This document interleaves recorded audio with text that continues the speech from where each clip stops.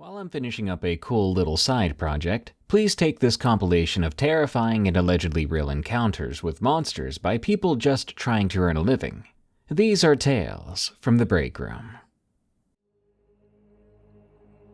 Shadow Nightmares from Morgan Rose 91.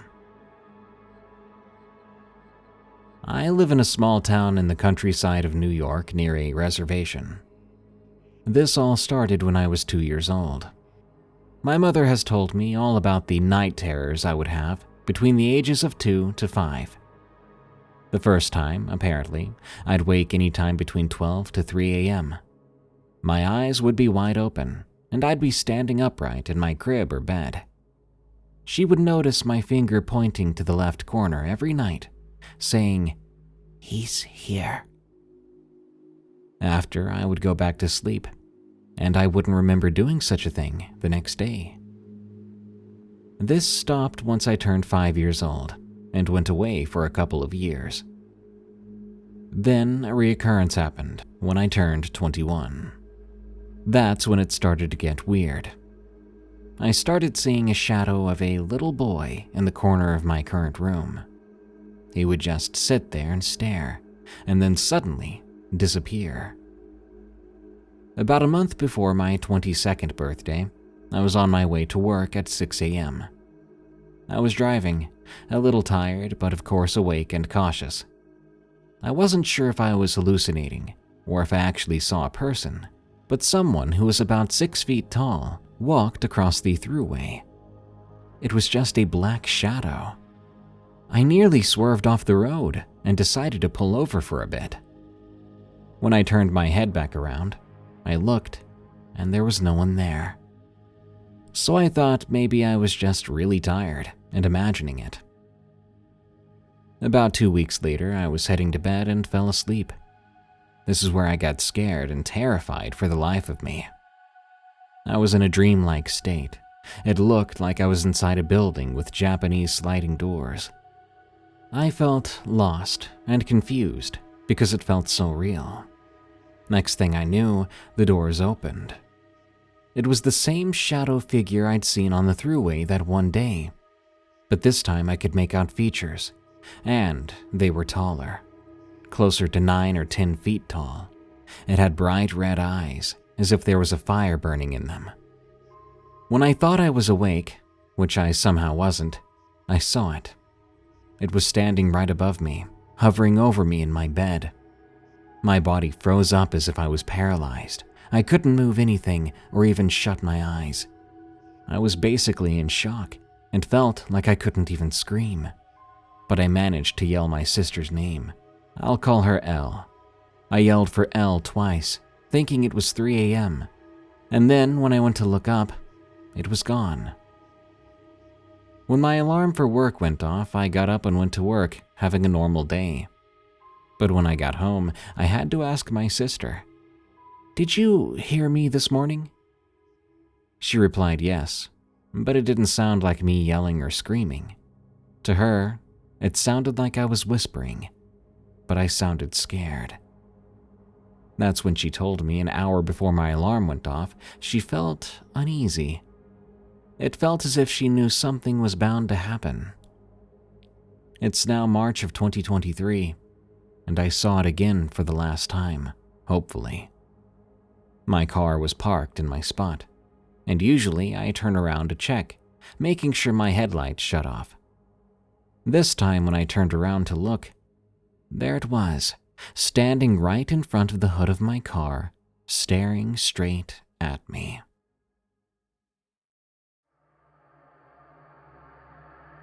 Street Cleaner from Subway Today.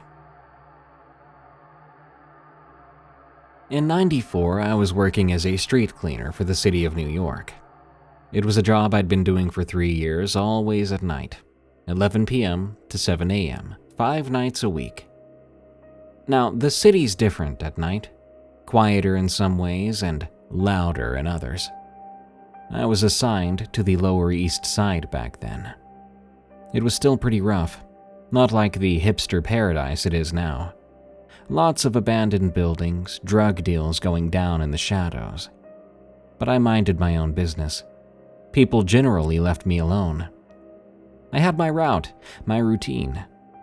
I kept my head down, did my job, and went home. That was the plan anyway. It was a Tuesday night in October. I remember because the weather had just started to turn cold, and I dug out my old work jacket for the first time that season. The zipper was busted, but it did the job.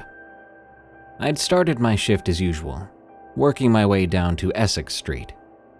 Nothing out of the ordinary. Some drunks stumbling out of bars, a couple of cats fighting over garbage, the usual. Around 2 a.m., I turned onto Orchard Street. That's when things started to get strange. First thing I noticed was the smell. Now, working this job, you do get used to all sorts of nasty odors. But this was different. It was like, I don't know. I would say like rotten eggs mixed with something metallic. It made my eyes water. I figured maybe a sewer line had burst or something along those lines. Wouldn't be the first time that happened. So I kept going, trying to breathe through my mouth. As I got further down the street, the smell got stronger. That's when I noticed how quiet it got. I mean, it was always pretty quiet at that hour, but this was different. No cars, no distant sirens, not even the hum of air conditioners. Just nothing. Completely unnatural. I remember feeling the hairs on the back of my neck stand up. Something wasn't right, but I couldn't put my finger on what. I thought about radioing it in, but I wasn't sure what to say beyond, hey, it smells bad out here and it's really quiet. They'd think I was goofing around. I kept going. My cart's wheels seemed extra loud in the silence, echoing off the buildings. I was about halfway down the block when I saw something. There was an alley between two old tenement buildings, and something was moving in the shadows. Normally, I would ignore something like this. Maybe it was a junkie or a homeless person bedding down for the night. But something made me stop and look closer. The movement was all wrong. It was jerky, like a stop-motion film. I stood there just watching it for a moment. I could hear my heart pounding in my ears. I wanted to run, but some morbid part of me wanted to keep watching, like instinctual curiosity, or maybe just stupidity. Slowly, the thing in the alley started to come into focus. It was tall, 7 or 8 feet, and impossibly thin, arms hanging down past its knees, ending in long, spindly fingers, and its face looked as if someone had taken a human face and stretched it out like silly putty. It hung from its skull. Its eyes were huge, bulging out of its head, and its mouth was open in the silent scream, its jaw unhinged like a snake. I gasped and struggled to breathe. It felt like time stopped. The thing tilted its head and looked right at me. And then it started to move. That same jerky motion, coming right at me. Luckily, I snapped out of it by then. I dropped my broom and ran, didn't even think about it, just ran. I could hear something behind me, a wet slapping sound like bare feet on pavement, but wet and heavy. I ran like you wouldn't believe, turning corners without looking, just trying desperately to get away. But I don't know how long I ran. Maybe hours, maybe less. But I ran until I simply couldn't anymore. I ducked into a doorway, gasping for air, and looked back. The street behind me was empty. No sign of whatever that thing was. But the silence remained. The unnatural quiet that made my skin crawl. I stood there for a while, trying to catch my breath, straining my ears for any odd sound. But there was nothing. After a long while, I heard a car horn in the distance, then a siren, the normal sounds of the city started to filter back in. Whatever bubble I'd been trapped in, I guess I'd escaped. I made my way back to the depot in a daze. My supervisor asked where my cart was, and I just mumbled something about not feeling too well. He must have seen it on my face because he didn't ask any more questions. He told me to go home and get some rest. I called in sick the next day, not exactly ready to go back out night on those streets. When I went back to work the day after, I practically begged to be assigned a different route. I told them the Lower East Side was too rough and I was being hassled by some gangbangers. And thank God, they did have something else available for me. I kept doing my work as a street cleaner for a while, but that event had its effects on me. I was pretty jumpy. The darker it got, the more I would look over my shoulders. These days, I'm in New Jersey. Got a new job as a janitor at a cozy high school. The hours are as normal as the people. But I'll never forget what happened that night in New York City.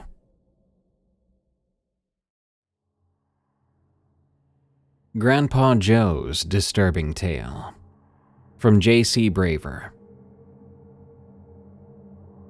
Grandpa Joe never talked much about the war.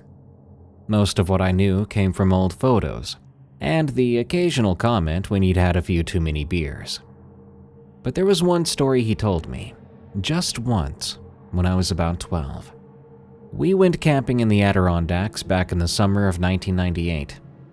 On a cloudy night with no stars visible, we had just finished roasting marshmallows, and the fire was dying down to embers.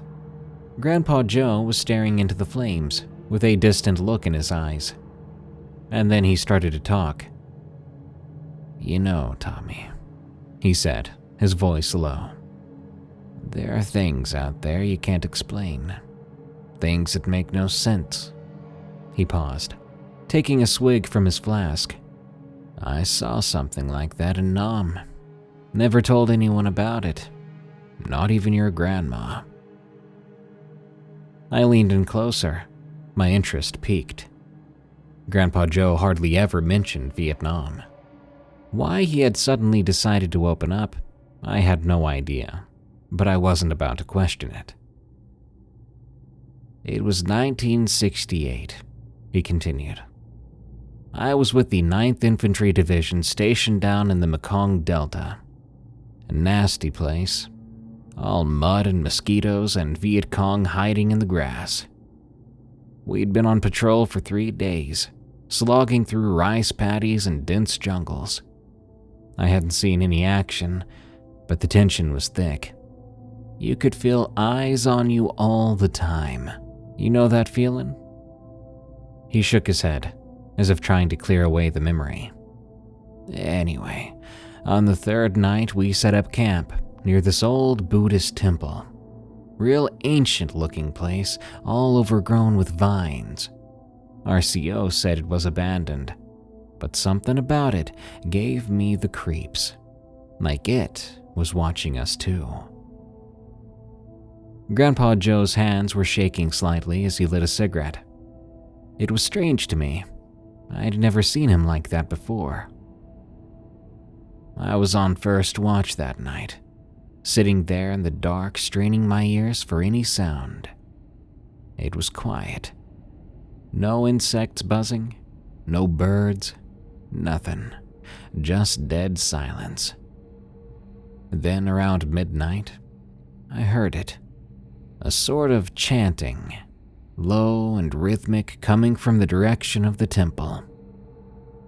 He took a long drag on his cigarette, the ember glowing bright in the dark. "I thought maybe it was monks.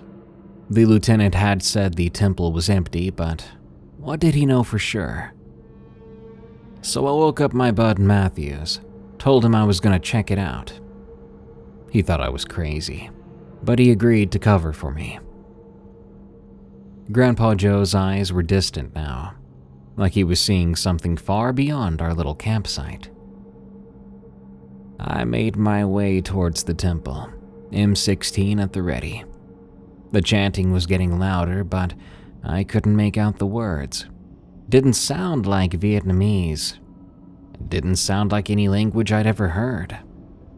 As I got closer, I saw a faint light coming from inside the temple, flickering like candles. He paused, taking another swig from his flask. I crept up to one of those windows, peered inside, and what I saw, Jesus, I still have nightmares about it. There were figures in there, maybe a dozen of them. They were dancing. I guess you'd call it that. They were moving in this slow, weird way, but I don't think they were human, Tommy. Their limbs were too long, and they bent in ways they shouldn't. And their faces, Grandpa Joe shuddered. Their faces were just wrong. Each of their features had been placed somewhere else, rearranged, eyes where the mouth should be, noses twisted sideways. And I swear they were glowing, giving off a sickly, greenish light. I felt a chill run down my spine, despite the warmth of the fire nearby. I must have made a sound or something, because suddenly they all stopped dancing. They turned, and they looked right at me. I ran so fast, boy. I didn't stop until I got back to camp. Matthews asked me what happened, but I couldn't tell him. Couldn't tell anyone. Grandpa Joe went silent for a minute, staring into the fading embers of the campfire. The next morning, the lieutenant sent a squad to check out the temple. They said it was empty. They found no signs of anyone being there for years. But I know what I saw, Tommy. Those things were real. He turned to look at me, his eyes deadly serious. I thought that was the end of it. Even convinced myself it was just stress and lack of sleep. But a week later, we were on another patrol. Different area, miles from that temple. We were ambushed by the VC, heavy firefight. In the chaos, I got separated from my unit, found myself alone in this small clearing. Grandpa Joe's voice dropped to nearly a whisper now.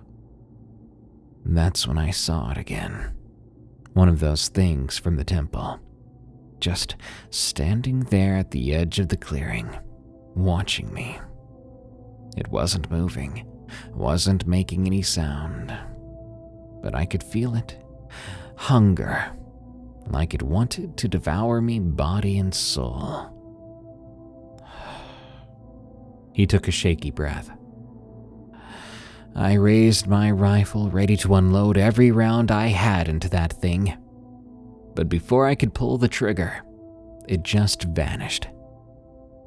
A second later, Sergeant Miller crashed through the underbrush, yelling at me to fall back. Again, I never mentioned what I'd seen to anyone. No one was gonna believe it. They'd think I'd gone mad.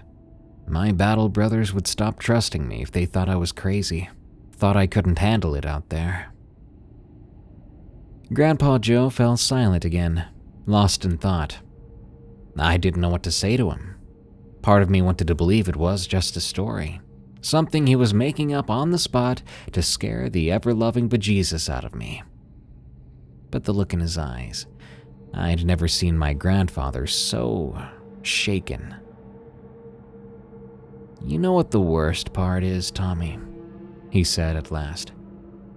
Sometimes I think they followed me home.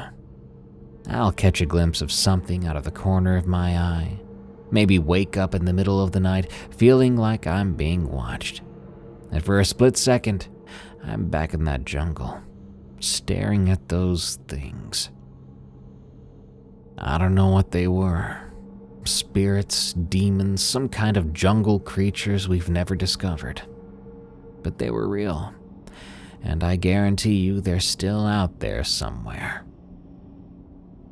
He turned to me then, his face very serious. I'm telling you this because you need to know, Tommy.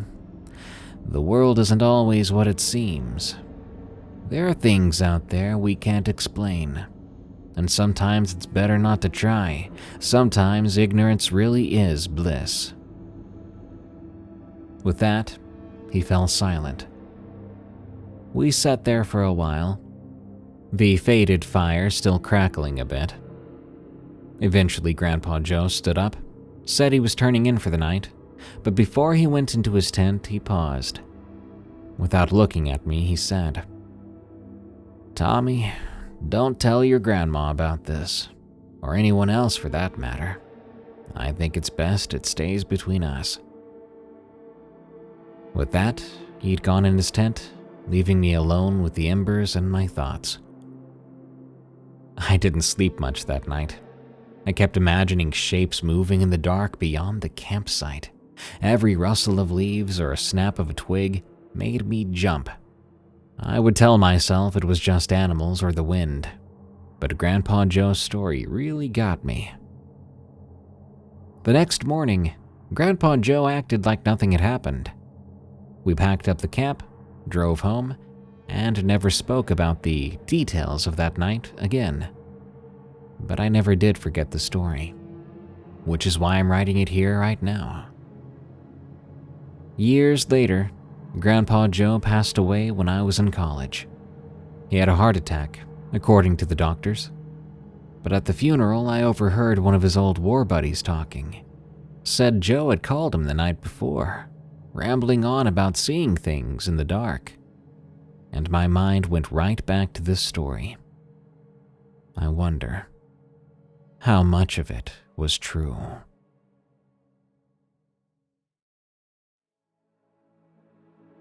Horrors of the Ocean, from Lloyd the Freak. I served on a certain ship as a seaman. I'll refer to it as USS H. By this point, I'd been on USS H for about 6 months. My rank was low on the totem pole, but I was okay with that. The work was hard, and it kept me busy, and the crew was solid. We were on a routine patrol in the South Pacific when this happened. It was October 2012. We'd been tracking a tropical depression for a few days, but the weather folks assured us it wouldn't amount to much. Well, let me tell you, they were dead wrong. The storm hit us like a freight train around 2100 hours. One minute we were cruising under cloudy skies, the next we were in the middle of hell itself. Waves the size of buildings slammed into the ship, winds howling like banshees. I was on deck when it all started, helping secure some equipment. Petty Officer Gehrman was yelling something at me, but his words were ripped away by the wind. Now that's when I saw it. A flash of lightning lit up the sky, and for a split second, I swear I saw something in the water. Something real big. At first I thought it was a whale, but it was moving too fast, cutting through the waves like they were nothing, and its shape didn't quite match up with that of a whale. It was long and sinuous, with what looked like multiple fins or tentacles thrashing in the water. It moved quickly enough that, after I blinked, it was gone. For the sake of my sanity, I told myself I'd imagined it. The storm was playing tricks on my eyes. But then I looked over at Gehrman. He was staring at the exact same spot, face pale as a sheet. He'd seen it too. We didn't really have time to dwell on it. The storm was getting worse by the second. We scrambled below deck, soaked to the bone, shaking from more than just the cold. The ship was pitching violently, and I could hear the hull creaking and groaning under the assault of the waves. For hours we rode out that storm. Most of the crew were ordered to their bunks, but sleep was impossible. The noise alone was terrifying. The constant roar of the wind, crashing waves, the ominous groans of stressed metal. And underneath it all, there was a sound I couldn't quite place. A low pulsing hum that seemed to vibrate through the entire ship. Around 0300, things started to calm down. The violent pitching of the ship eased, and the howling of the wind died down to a dull roar. I was just starting to think we might be in the clear when the alarms went off. Red emergency lights flooded the corridors, and the ship's PA system crackled to life, commanding all hands to stations. This is not a drill. Repeat, all hands to stations. I scrambled out of my bunk, pulse quickening. As I made my way to my station, I overheard bits of conversation. The radar was malfunctioning, communications were down, and there was something in the water, something circling the ship. When I reached the deck, the scene was chaos. Officers were shouting orders, crew members were running back and forth, and there, off the port side, I saw it again. A massive shape just beneath the surface of the water. It was pacing us, keeping perfect speed with the ship. Every now and then, a part of it would break the surface, and I would see it. A fin, a tentacle, I couldn't tell. But it was huge, easily as long as our destroyer. For hours, we watched it circle us. The captain ordered depth charges deployed, but they had no effect. Whatever that thing was, it was too big, too fast, possibly even too smart to be deterred by our weapons. As dawn broke, the creature finally disappeared into the depths. But our ordeal was far from over. Strange things started to happen all over the ship. Electrical systems would fail for no reason. Crew members reported hearing whispers in empty corridors. And then there were the nightmares. Every night, I would dream of vast, dark oceans and enormous shapes moving just below the surface. I'd wake up gasping for air, feeling like I was drowning. And the crazy part was, I wasn't the only one. The whole crew was having the same dreams. We were all on edge, finding ourselves arguing over nothing. Incidents kept piling up. Tools would go missing only to turn up in impossible places. The ship's compass started spinning wildly, making navigation a nightmare. And then there were the sounds. Late at night when things were supposed to be quiet, you could hear it. A faint melodic humming coming from somewhere deep in the ship. But every time someone went to investigate, it would stop. By this point, the crew was at a breaking point. Fights were breaking out over the smallest things. People were seeing things and hearing things. The captain was contemplating just heading back to port. But every time we tried to change course, the navigation systems went haywire. Those days were a blur, but we managed to limp our way towards port. When we finally made it, it was like waking up from a long, terrible nightmare. As soon as we docked, half the crew refused to set foot on the ship again. Can't say I blamed them.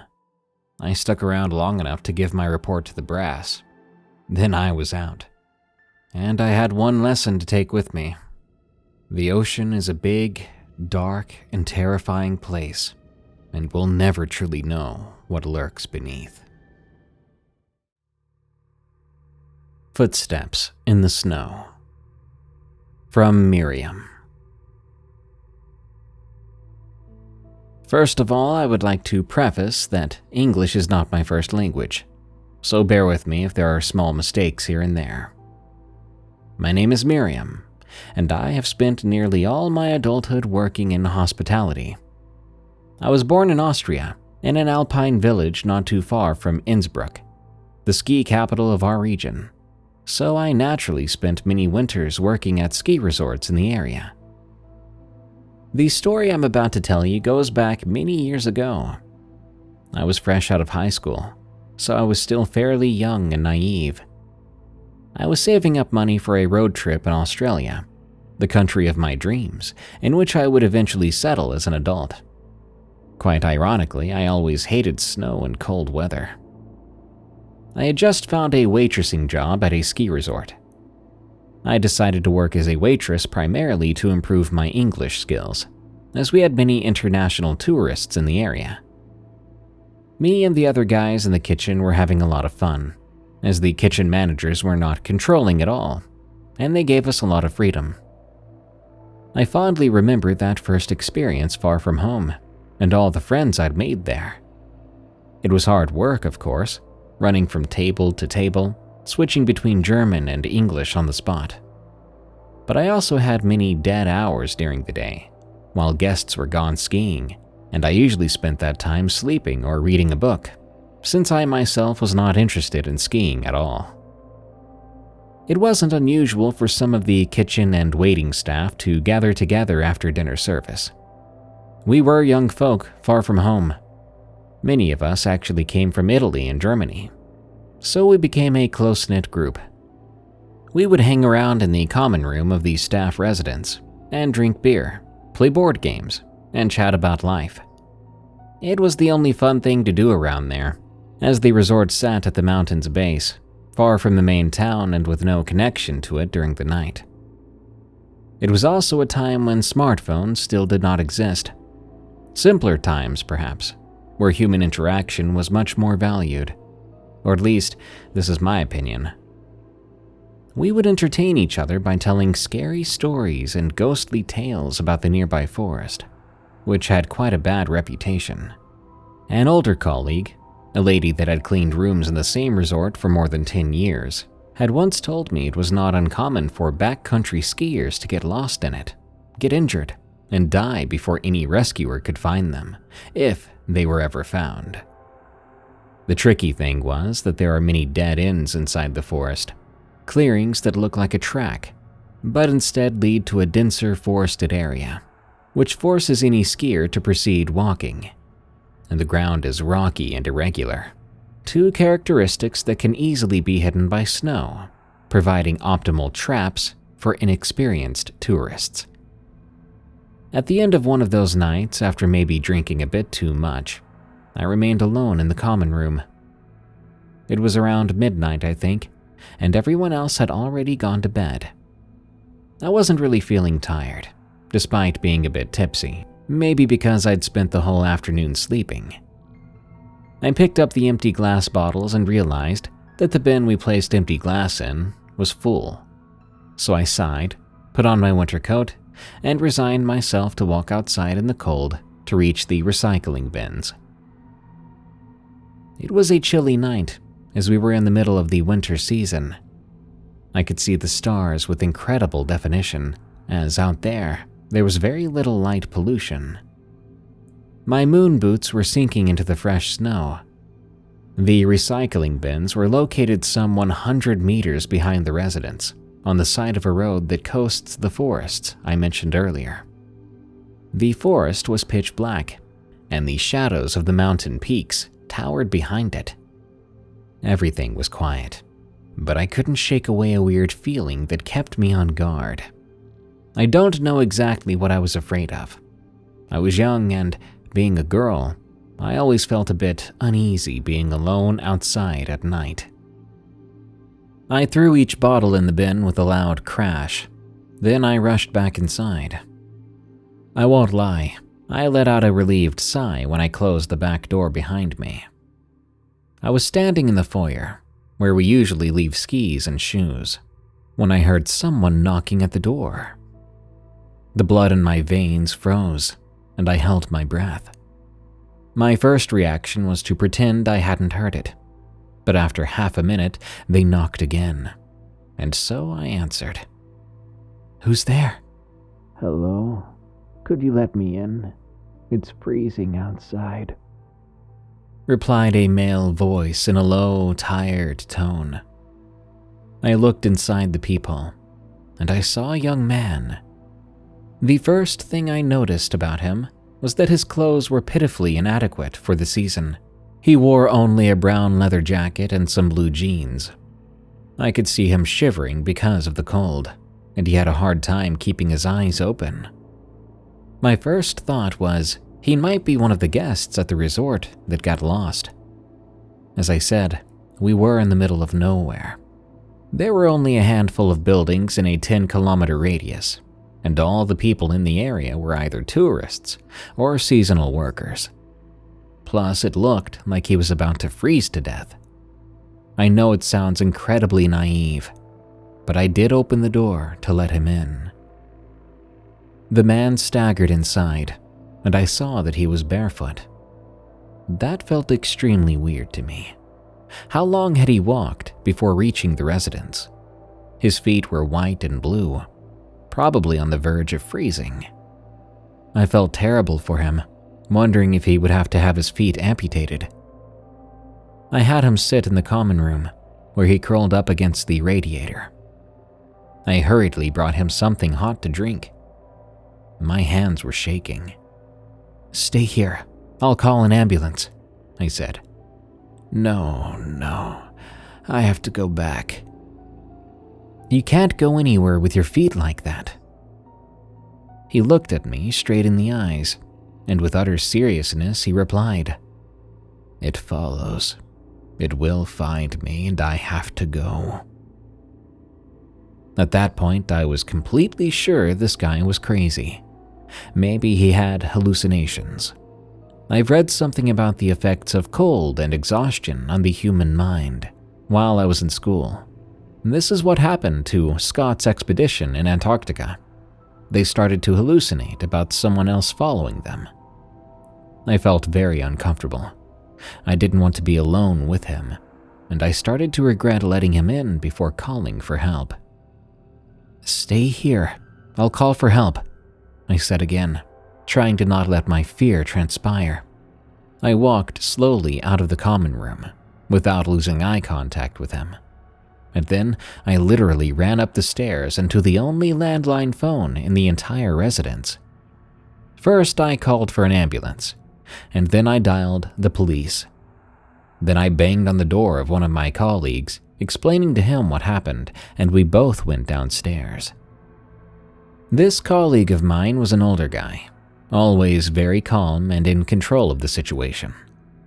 I felt more safe knowing that he was by my side. But when we entered the common room, we found it empty. I ran to the back door where, as sure as daylight, I found barefoot footsteps in the snow. They went back and forth to the forest on the other side of the road. Emergency personnel arrived in an hour or so, and they searched the area, but found nothing. The footsteps in the forest led to a rocky patch where it was very hard to trace them further. They decided to try again with the aid of daylight. But the next day, a blizzard came early in the morning, destroying every possible trace and making the rescue dangerous too. The resort managers checked the lists of the guests, and apparently no one had gone missing. So, did the mysterious guest really come from the forest? I didn't sleep that night, and I had troubled dreams for a long while after that. I talked to my colleagues, and they all tried to console me, saying that I couldn't have done anything more than what I already did, that he walked out on his own free will. But I can't help but feel guilty. I ruminate on the fact I should have locked the door of the common room, or that I should have called someone else before opening the back door. To this day, I still ask myself who that man was, and what really happened to him. From what I know, the police never managed to connect my strange encounter with any missing person cases. So, where did he come from, and where did he go off to? And more importantly, was he crazy, or was there really something following him?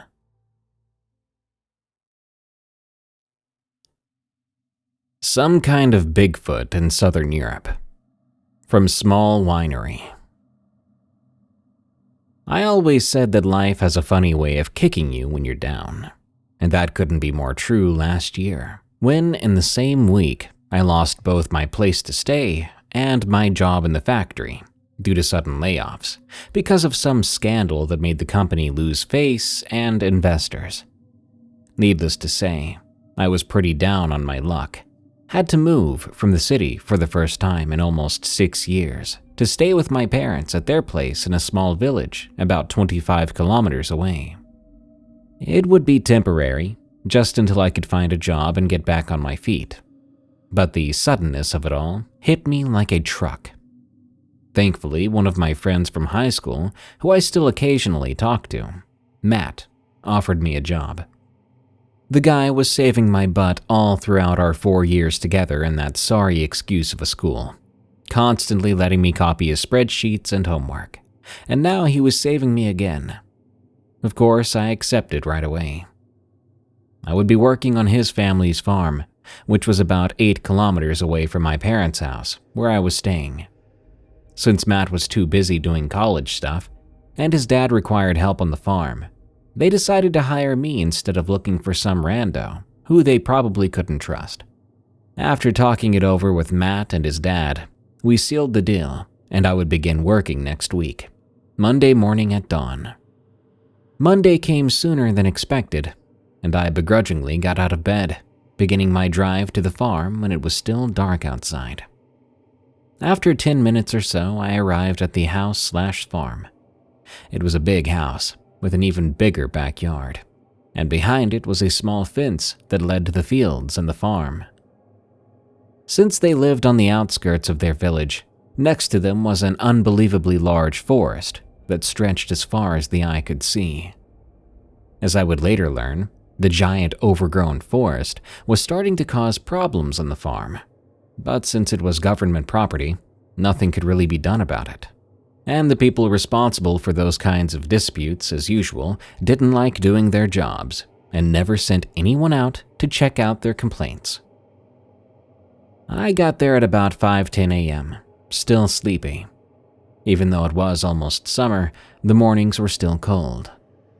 I got out of my car and was immediately greeted by Matt's dad, Mr. Wilton. He was a burly man in his 50s by then, with a big gray mustache and a beer belly. His face was weathered and rough like you'd expect from someone who spent their entire life on a farm.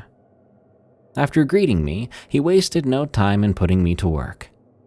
After a little chat, he handed me a pair of sturdy work gloves and a list of tasks for the day.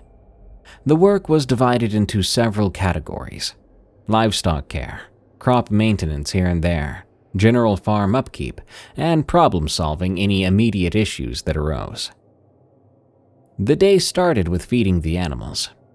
The farm had cows, pigs, chickens, and a couple of horses. Each animal had specific dietary needs, and I had to ensure they all had water and food.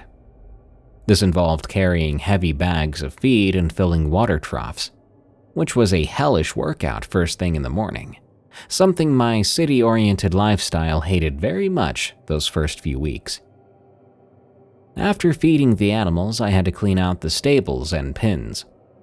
This was a dirty job, shoveling manure, replacing bedding straw, and making sure the living areas were hygienic to prevent diseases. It was honestly a miracle how I didn't puke while doing it, with the smell invading your nostrils, whether you wanted it to or not. Of course, Mr. Wilton was there by my side for the first week. He was both teaching me things I didn't know and keeping an eye on me, in case I did do something stupid. Despite how he looked, he was a sweet old guy, constantly cracking jokes and not giving much of a crap for not knowing some things. One of the things he taught me was how to milk a cow by hand, which I had to do twice a day. He spent most of his day on the farm, driving all kinds of tractors and machines around, so I was mostly on the farm, really only coming with him if he needed some help. Still, farm work was more than enough for me, having to also keep the barn and all the equipment clean and tidy, and the overgrown forest bordering the farm was a constant issue. Occasionally, trees or branches would fall and they would have to be cleared away. The first week I was there felt like torture, feeling like every muscle in my body turned to jelly when I got home. But over time, I got better, growing accustomed to the farm life. I also liked the feeling of satisfaction I got when I did something with my own 2 hands. You can't get that living in the city most often, working on a computer 8 hours a day. In the evenings, Matt and I would regularly sit on the couch, drinking gemischt, while reminiscing about our high school days. However, things wouldn't stay all fine and dandy forever. I worked there for about 3 months, and that's when stuff began to go sour. One evening, as I was walking down the farm, finishing my rounds, I started to hear noises from the forest. Now, typically, that was nothing new, since the forest was brimming with all kinds of wildlife all throughout the day. But this was different. It sounded strange, unlike anything I'd ever heard. Whatever it was, it sounded big, too, like a mix of deep guttural growl and monkey noises. I stopped moving, trying to listen more closely, trying to figure out what was making that noise. It was almost rhythmic, too, and after a few more growls, it finally stopped. I was confused and slightly curious, but I ignored it and went on my way. The next day, I told Matt about the noises, expecting him to laugh at me or give excuses for it, to tell me it was some animal I wasn't familiar with. Instead, his face went serious. "You heard it too?" he asked, his voice low. "Too?" I asked, surprised. Matt nodded, looking over at the woods. "Yeah, my dad and I have been hearing those noises for a couple of weeks now, always at night. We thought it was just some animal. But now, well, I don't know. Dad says other farmers in the area reported some strange noises as well, but nothing to be concerned about. That is until yesterday. Not long after you left for the day, my dad got a call from one of his friends. This one lives a couple of kilometers away. He's apparently been hearing some things as well. He says that yesterday something even attacked his livestock, took 2 of his goats, and killed one." Matt's face was serious. I looked at him, flabbergasted. I wasn't sure what to reply with. "We don't have bears here, so maybe it was a wolf? Maybe the attack and the noises were connected," he answered. "Don't know. Dad said he hasn't seen wolves here for a better part of a decade. But I do know one thing. Everyone who's complaining about the sounds lives near the forest." I then watched him warily glare at the forest. That night, I heard it again. The same growl monkey screech that I'd heard before. The only difference this time was how much more freaked out I was since I had talked to Matt. I chose to keep a safe distance from the wooden fence that separated the property from that overgrown forest, but that didn't do much to calm my nerves. The next day, I came back to see Mr. Wilton and Matt talking in front of the house, visibly annoyed about something. As I approached them, both looked at me with a concerned look. Mr. Wilton then invited me in. He set me down and gave me a shot of vodka before asking, "Do you know how to carry a rifle?" I looked at him, shocked at that sudden question. I stumbled over a few words before he continued. "Last night, Les' farm got attacked. He says he was about to go to sleep when he heard strange noises coming from the forest." Mr. Wilton stopped to refill his glass and then continued. "Says he couldn't see much from his window, but he did see 2 glowing yellow eyes emerge from the forest, break down the fence and go straight for his pig pen. Whatever it was, must have been the size of a bear if it could do that to his fence." Mr. Wilton said I couldn't tell if he was irritated or a bit scared. From what I understand, he and Les were longtime friends, and Les was the last farm in the village before a bunch of forest and unclaimed, uninhabited land. "I don't know how to handle a gun, sorry, but why do you ask?" I said after a long pause. "If it hit Les, we're right next door, and I ain't letting it take my livestock, you hear me? If you can't handle a gun, Matt will go with you," he said, stern. "Go where? What, you want us to go hunt the dang thing?" Matt said. "No, you 2 are idiots. I pray to God every time you take the tractor out in the fields. If I can't trust you with a piece of junk like that, I ain't gonna send you to hunt. You'll walk around with John and be his backup. If you 2 hear or see anything, Run into the house as fast as you can. The rifle's for a worst-case scenario," his dad answered. From the way he was talking and acting, we both knew he was dead serious. Matt and I looked at each other, not saying a word. That night, we were both out on the farm, walking around like I was doing before. I could tell both of us were nervous as heck, not really talking, just listening to any noises coming from the woods.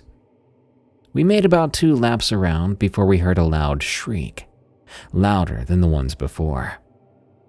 Matt immediately pointed the old rifle upwards, towards the overgrown forest, looking aimlessly into the darkness. I looked at him, and as my head was turned towards him, I saw his expression change into fear. Then the rifle went off. As I covered my ears, I glanced up to see him beckoning me to run into the house. Shortly after we got back inside, his dad came from the other side of the house, watching on the back porch that looked to the fields. What happened?" he said in a loud voice as he stomped through the kitchen where we were. "I saw it. It was huge, like 2 meters tall, just staring at us," Matt said. I don't think I'd ever heard him so scared. His dad looked at me before making sure all the windows and doors were locked. Needless to say, I spent the night there in the old and dusty guest bedroom. When I woke up, I was greeted with the stench of booze and cigarettes coming from the living room. As I got up, I saw a group of mostly old men with a few younger folks hanging around the dinner table. I pulled Matt aside and asked him what was up. "Dad says it's getting bolder. Thankfully, the animals are fine, at least for now. But if it got that close to the farm, where we could see it, then he thinks it'll attack soon." Dad and Les gathered their old hunting buddies, most of which live around or next to the woods. They want to kill the thing once and for all, wait for it to try to attack our animals, then spray it with bullets. I wasn't sure what to say to that. The plan and the whole situation seemed insane to me. Then again, there definitely was something wrong with those woods, and whatever lived in there. Look, I didn't want to lose my job, and I didn't want to get killed. After a while, I sat at the table with them and listened. After a while, a plan was formed. There'd be people in groups of 3 patrolling the farm, looking out for the thing, and if anyone saw it, we would gather up and shoot it dead. The night came and soon everyone arrived, almost all of them carrying old hunting rifles, or guns they managed to keep after the war in '91.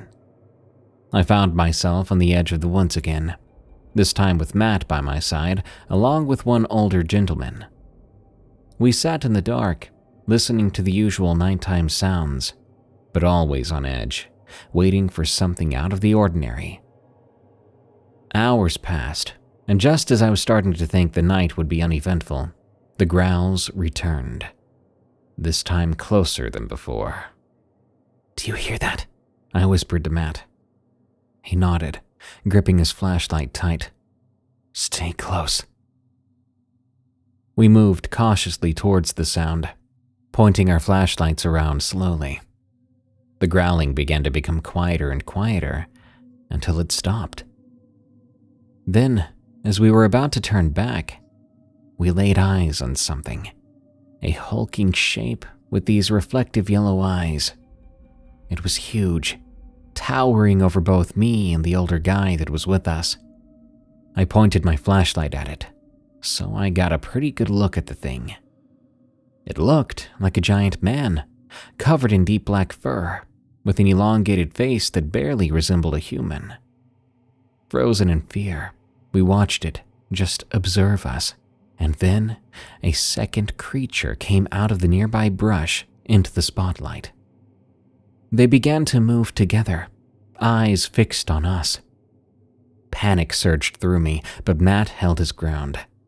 "We need to get back," he said, his voice steady, despite the terror I saw on his face. We slowly backed away, keeping our lights trained on the things. But they followed us, their movements creepily coordinated. When we reached the light coming from the open barn, Matt raised his rifle and fired directly into one of the creatures. Instantly, I began to shout for the others to come. The creatures halted, hitting us with this ear-piercing screech of pure rage as they retreated into the shadows. We stood there petrified, and before long, the others began to group around us, asking what happened. Some of them wanted to chase after them and hunt them down, but ultimately, we didn't do anything after that. The next day, Mr. Wilton told me I didn't have to come to the farm anymore, and honestly, I was happy to do just that. I don't know much after that night.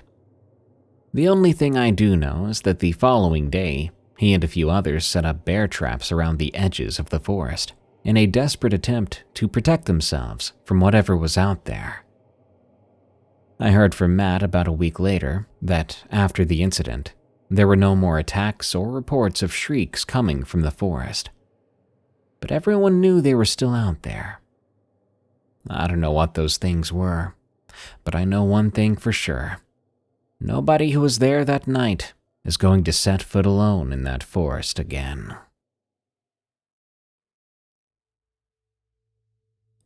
Once again, listeners, please don't send me creepypastas. I appreciate your writing, but this show is specifically for allegedly true stories. And if it's outright fake, like the following one seems, then it's not a good fit. But I went ahead and read this one just as a bonus, to top off the end of the episode. Enjoy. Hubert, from Kleb 193041. This happened 3 years ago. I was 20 years old and could not keep a job. I was just too lazy, I guess. Pretty soon I had a new one, though. I would be working at a place I'll just call the Hubert Amusement Park. Hubert was a clown, the mascot, and I would be him, or acting as him. Being the park's mascot was not a high-paying job, but at least I could live dressing up as a clown. Every day I would dress up as Hubert and go to the park. Like a typical clown, Hubert had pure white skin with red markings on his face, frizzy blue hair, a squishy red nose, and baggy rainbow overalls. I would arrive at the park at 6:45 a.m. to get ready, afterwards greeting people at the entrance. I made adults and kids alike smile, and sometimes I would make the little kids cry too. It wasn't always on purpose. Even though the job was kind of boring, the place was exciting for people. Flat rides, roller coasters, railways, water rides, dark rides, haunted houses, Ferris wheels, transport rides, and more. There was just so much to do in the wonderful place of Hubert's Amusement Park. I went on some of the rides as Hubert. It was fun, except that I went on the fastest roller coaster once and threw up during the ride. And because there was a loop, it all fell on the rest of the riders. I'm pretty sure those 12 folks aren't coming back. I would also sometimes go on stage and do these concerts. I would have to sing as Hubert. To me, it was kind of dumb. Why would anyone want to come and watch a weird clown singing pretty badly? But apparently I was wrong. A ton of people bought tickets just for stuff like that. There were some downsides to the job. Slowly, I was beginning to lose more and more sleep, and I wasn't sure why. One day, I just couldn't fall asleep, and in the morning, I was dog-tired. I would keep having this insomnia problem, and due to that, I began to see things. And yeah, they were just hallucinations brought on by lack of sleep. One day, I had a nightmare. I usually don't have nightmares. There was a dark shadow quietly zipping through the forests around the amusement park. It made this peculiar noise. Then I realized it was laughing. The dark shadow got closer in my nightmares, but I still couldn't tell what it was. Though I couldn't make it out, something I did notice was that it was carrying a pretty big sack. I remember in my nightmare, the dark shadow stopped moving. It threw the sack on the ground and pulled out a knife. It glinted in the darkness, and in its reflection, I could see blue hair. The shadow then unfolded its hands, revealing 7 more knives from the crevices of his fingers. It threw them one by one into the heart of that sack. The dream then shifted to a dark room. A dark shadow was hanging from a rope attached to the ceiling. There were knives stuck in its back and blood on the walls. That's when I woke up. It was 4 a.m. and I could not sleep anymore, so I just sat there thinking about this nightmare. It was so detailed and felt very real. I decided to walk to work that day just to clear my mind. When I arrived, I went into the changing room so I could change into my Hubert outfit. I saw a newspaper lying on the table. I still couldn't get whatever that thing was out of my head, so I thought to hopefully not think about it while reading this newspaper. There were articles about famous entrepreneurs, car companies, TV shows, robberies, protesters, and a guy who had gone missing. I remember very well that the missing persons section caught my eye. I won't speak the name for the sake of privacy, so I'll just call him Joe. The remainder of the day was pretty normal. I was finally starting to forget about my nightmare, and I was having a good time as Hubert. Every day after that was the same, being Hubert, having fun, and being exhausted from a lack of sleep. I remember telling myself, sleep wasn't that important, I could just drink a coffee or something. A week passed by, then a month. There was a lot of drama about people going missing. The police sucked. Somehow they still didn't know how people were going missing, and because of that, folks around town were getting worried. One night after work, I went home and cooked myself a dinner, and as I did so, I heard a strange noise, a sort of thump. It came from my basement. I went to check it out, to be sure. I walked down the stairs, not prepared for what I was about to see. I turned on the light, and for some reason all but one light was off. And then I saw something. There was blood splattered on the walls, and just like my nightmare, things were hanging from the ceiling. People were hanging from the ceiling. All of them looked around the same age. They looked worse and worse the farther I walked down the line. Eyes gouged out, tongues cut in half, teeth gone, hair pulled out, knives in their backs, toes and fingers missing, gashes and stab wounds everywhere. I ran right back up the stairs and vomited. Then it came to me. I put the pieces together. It was me. I killed all these innocent people. That nightmare I had wasn't a nightmare, it was real. I disguised myself as Hubert and kidnapped these missing people on the news and murdered them. But why would I do that? I couldn't believe it. I would never do anything like that. Was I crazy? Out of panic, I called the police because that's how I was taught as a kid. I then realized that was a mistake. I wasn't thinking right. I just hung up, I froze, and couldn't move. The police did show up. They found what was in my basement. I told them it couldn't be me. It had to have been someone else. But in reality, I didn't know if it was me or not. They handcuffed me and put me in the police car. And then I saw something else. Right when the car began to move, there I saw Hubert. Hubert was holding knives in one hand and waving at me with the other. I didn't know who this other Hubert was and what they wanted with me, but by that point I was sure that I didn't do the killings. I frantically told the police that I just saw the real killer, but they didn't care. The locals thought I was insane. They put me on trial and I was put in this prison. I hate being here. I don't know for sure if I'm mental or not, but I do know that Hubert is real, and he's the one taking people.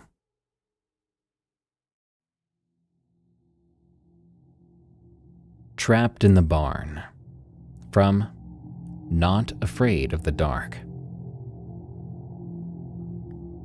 I had an encounter that changed my life. or should I say nearly took my life, which happened in the great state of Washington. I was 17 years old at the time. It was back in 1997. I was visiting my grandparents for my summer stay, or as my family and I would call it, summer staycation. You see, I was born and raised in Washington in the town of Newport. It's a small town that borders Idaho.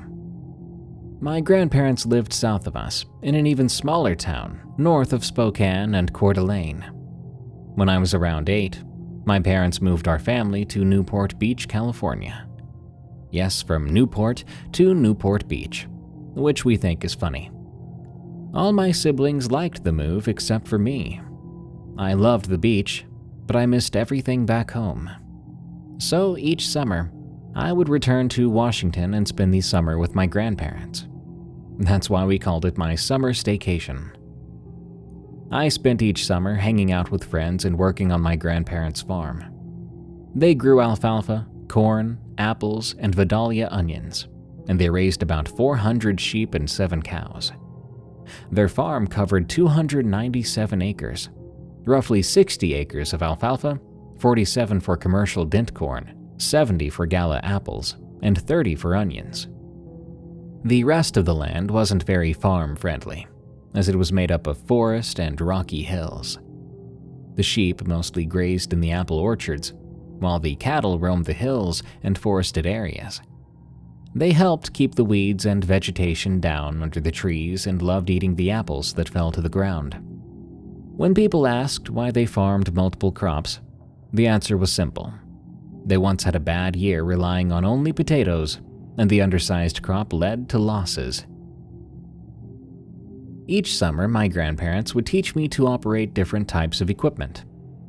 The best part of my summers there was driving tractors, 3-wheelers, and 4-wheelers.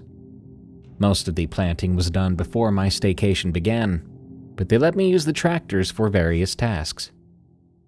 Around midsummer, we would cut the first batch of alfalfa, and I would stay up all night working. I often saw local wildlife in the fields, owls swooping through the tractor's lights to grab mice. On the edge of the field, I would see deer, elk, moose, and occasionally a mountain lion or a bear. Wolves were like ghosts in the surrounding forests. You could hear them howl, but you would rarely see them. The few times I did see them, they were off in the distance. It wasn't just my grandparents and me running the farm. They had about 10 seasonal ranch hands helping out. I was familiar with the local wildlife. Locals never talked about anything cryptid.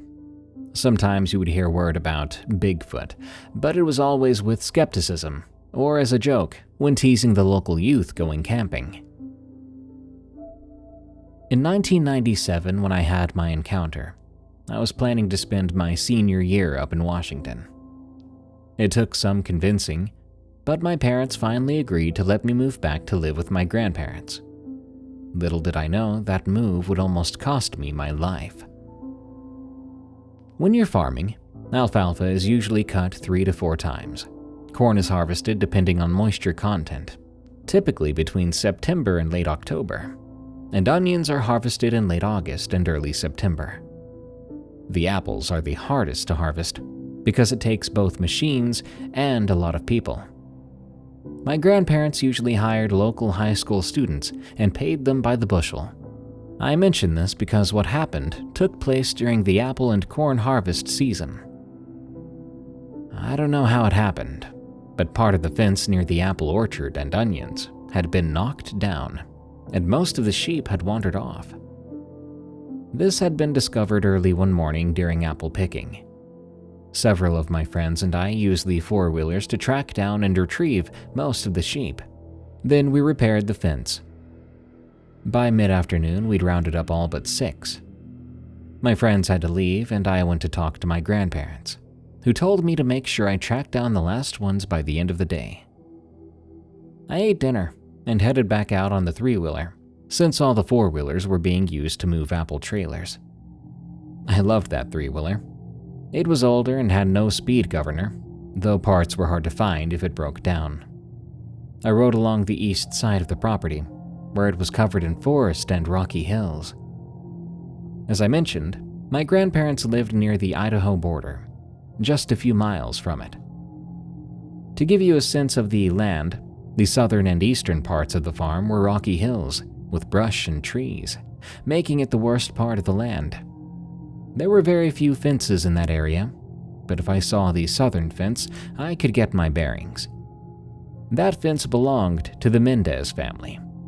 They farmed a little wheat and a lot of alfalfa, and tracing their fence westward led to Amish family farms. To the north was a main road that bordered everyone's properties. As I headed east, I started my search where we had found the sheep earlier. Looking around, it was hard to tell where the remaining sheep could have gone, so I made my way to the top of a hill to get a better view. That didn't help much, so I searched for an area that sheep would naturally follow. The most likely path seemed to be at the bottom of the hill, which wrapped around to an old, half-finished rock quarry.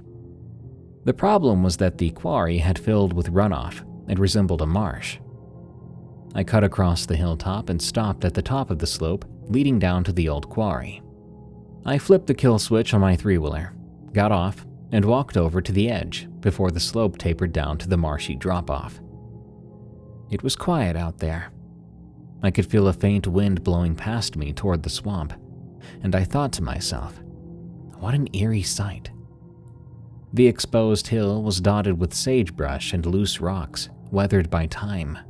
Some large rocks looked like they could be rolled down into the marsh below. Part of the rock face was gray, but most of it was red. In the evening light, the whole area looked grim. I checked my watch.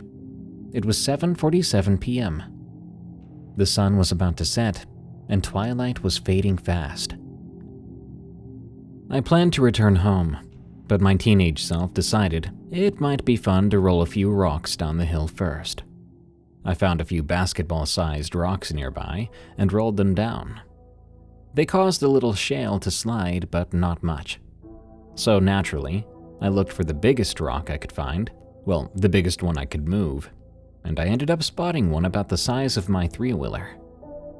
I pushed and pried, but could barely get it to budge. I needed more leverage, so I ran up the hill to look for a branch I could use.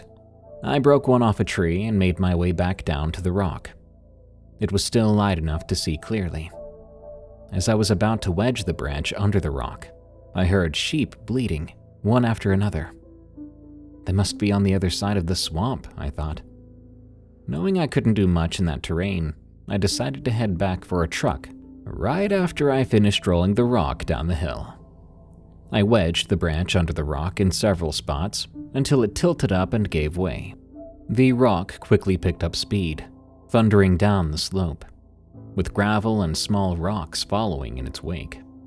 The slide was louder than I'd expected. As the rock neared the bottom, I saw something dart out from under the drop-off through the dust.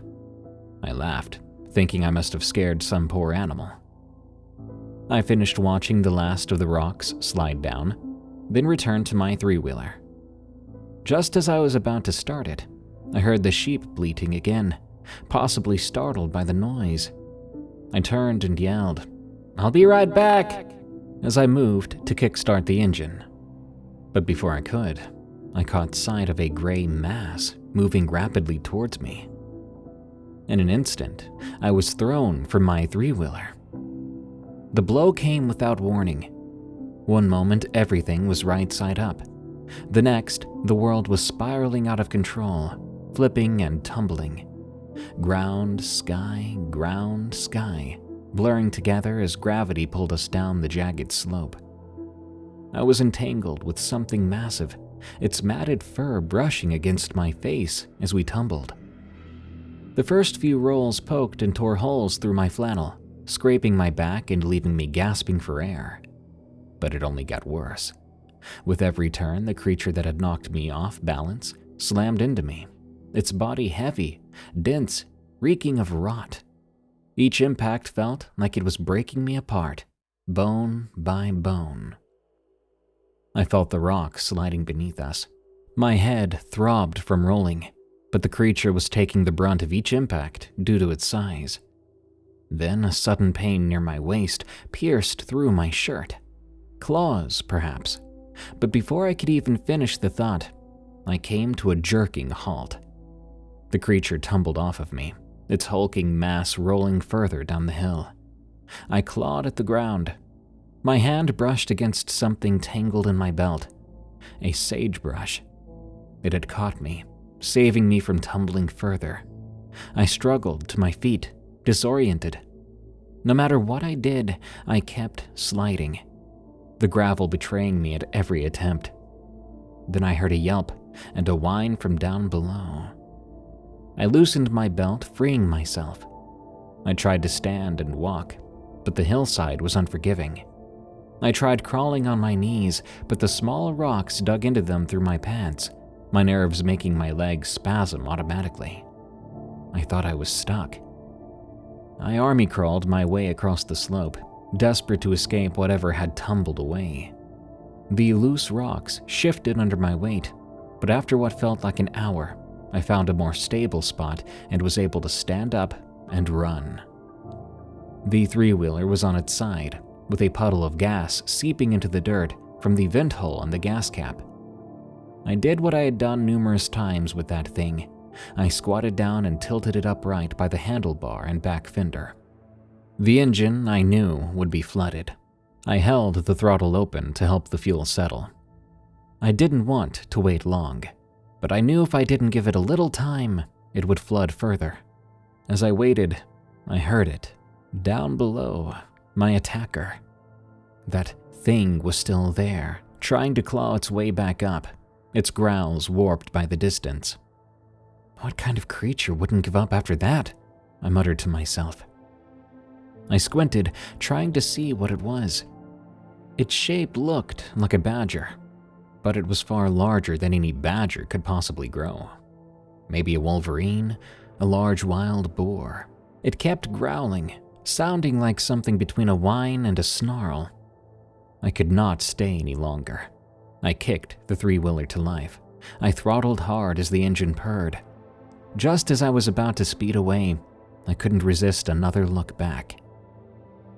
It wasn't there, but then I saw a silhouette rapidly zigzagging through the marsh. Good Lord, there's no way that thing is that relentless, I thought. In case it was coming back up the hill, I did not want to be there when it arrived, so I took off. My heart pounded as I pushed the machine.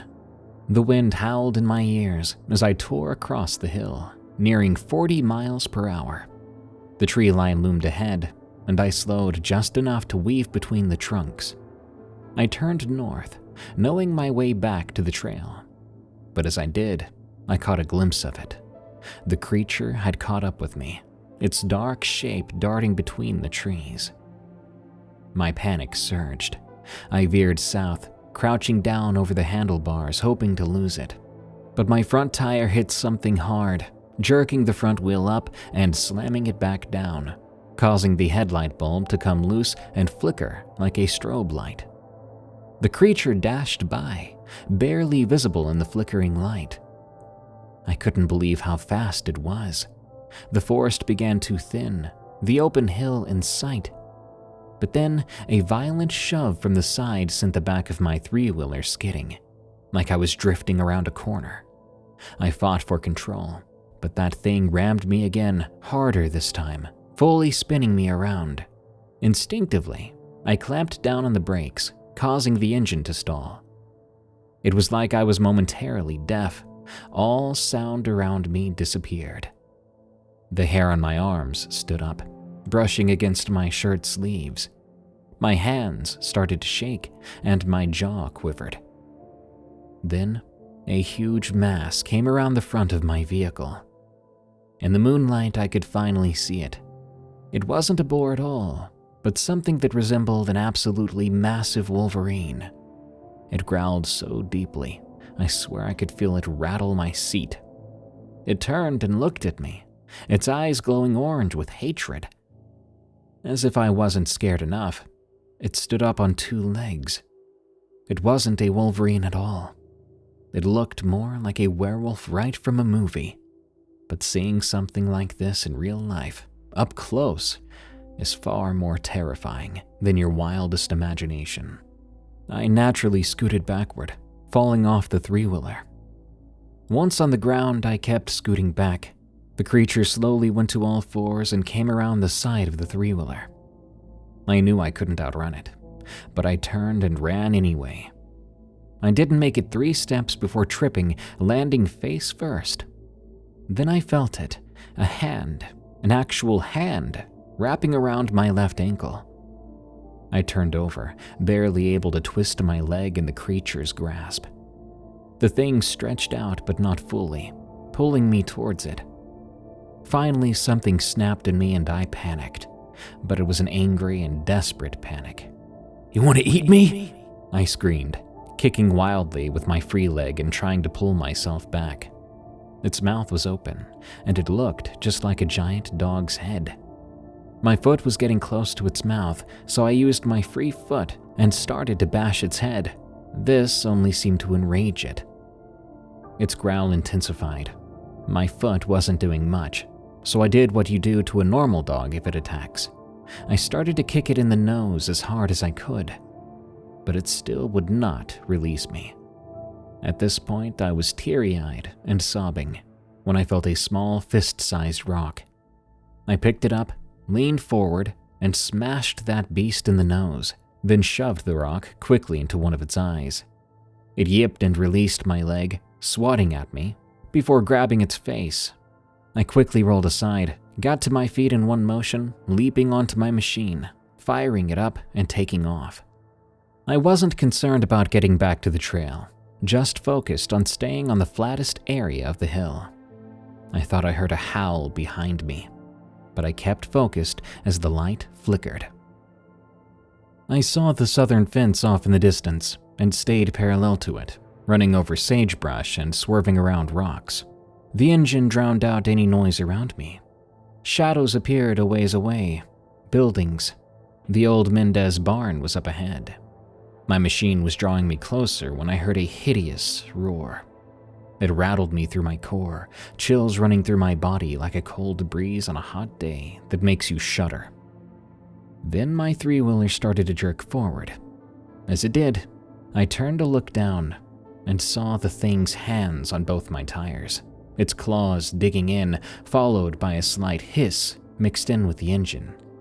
It had slashed my tires. Revving the engine hard, the pierced tires spun free. The beast stumbled and tripped. My bike felt limp beneath me. The RPMs were high, but my speedometer read only 15 miles per hour. The farm was so close. Revving hard, the speedometer hit 20 as I coasted into the empty area, with old grain silos on the left and an old barn on the right.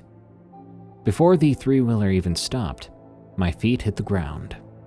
I ran to the barn, pushing the door open and slipping inside, feeling around for a latch. My hand soon found the familiar groove. I reached past it, grabbing a handle, and pulled hard, sliding a metal bar across. I pushed on the door and it held. A moment of relief washed over me as I slid down to the dirt floor. My bike was still idling outside, its light still blinking through the barred opening of what looked like a feeding pen. Looking around and taking in the layout, I recognized the barn from a few years back, when my grandpa and I traded hay for a few calves from Julio. I remembered because my grandpa had me move the hay up to the loft, using the hay hood pulley. I looked down the middle of the barn, seeing the stalls and the barred windows. Sitting there, I felt my heart pounding, my skin clammy with a cold sweat that I only just noticed. Reality set back in. Maybe my mind was playing tricks on me. But as the engine idled outside, I heard dense, heavy footsteps. No, I thought, panicking. Then my three-wheeler creaked. That's the sound of the frame under strain, being rocked back and forth, I thought, springing to my feet and making my way through the barn. Peering through a stall opening, I squinted into the flickering light and saw that werewolf-like thing, sniffing the air. Not my bike. It lifted my bike back and forth, letting out a low growl, before tossing it end over end like a toy. It gurgled, then gave one last sputter before falling silent. With the engine winding down, my eyes darted to each window. Surely that thing wasn't strong enough to rip the bars off, was it? Then came a bang, then another. Looking around in the dim light, it was hard to see what was happening. There was a bang and another crash. Then the other side of the barn. Bang. Catching a glimpse of it out the window, I could see it slamming into the barn. No way, I thought. It was trying to get in, break in. My stomach twisted as it circled the barn, testing different spots when the banging finally stopped. The scraping then began. Then ting, ting, ting as it dragged its claws across the bars. It stopped, sniffed the air, and turned, looking directly at me. What an awful sight those eyes were. I couldn't help but stare. They gleamed with a sick intelligence and malice. Standing there, I started to back up against the stall wall behind me. There was a raw snarl, arms reaching in, feeling around. Pulling its arms out, it clasped the bars and jerked them wildly. But they held. Gripping them again, it pried and pulled, a sharp metallic whine echoing through the barn. But the bars still held. The creature stood there staring in, eyes scanning around. Was it planning? Waiting? Or thinking? Its nails clicked against the bar it held, and it let out a hideous, loud roar before disappearing. I didn't know what was worse, the silence or the werewolf at the window. It seemed like hours went by, but I pulled up my sleeve and looked at my watch. Barely an hour had passed since the rock slide. It was nearing 9 p.m. Surely my grandparents and others would come looking for me by now. But before wishful thinking could settle in, I heard wood splintering. I expected it to pop at any moment. All I heard was scratching and growling. I looked around, running stall to stall, searching for anything to use to protect myself. In one of the stalls with no windows, I heard heavy breathing and scratching. The werewolf had found a small, softball-sized knothole, and it stuck its snout through the opening. After finishing my search in each stall, I was about to lose hope when I remembered my grandpa used to keep his bigger tools in the rafters above the stalls. I scanned the area and saw a shovel and pitchfork in the stall across from me. I quickly armed myself and went back to the windowless stall. It was still there, snout in the hole. It must have heard me as it pulled its muzzle out and looked in before reinserting its snout and growling loudly. I gathered my courage and whatever I was holding in my right hand, which was the pitchfork, and I brought it down hard on its nose. Even its nose felt tough as I tried to stick it in. Its muzzle waved wildly as it pulled it out of the hole and slammed itself into the wall in retaliation. The wall flexed a little, but didn't give. I immediately backed out of the stall, and in the barred window to the left, I could see it grasping the bars, trying to stick its whole head through. Its head barely fit through the bars, and it appeared to get stuck. I grabbed my shovel and ran into the stall, bringing it down on its head with all my might. A loud twang rang out. The creature now roared, wall shaking in its anger as it tried to get unstuck.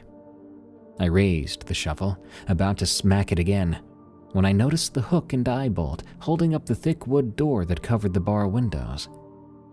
Using the shovel, I pushed the door up, and the hook released from the eye bolt.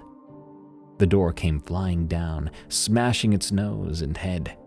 It hit the werewolf so hard that it knocked it free.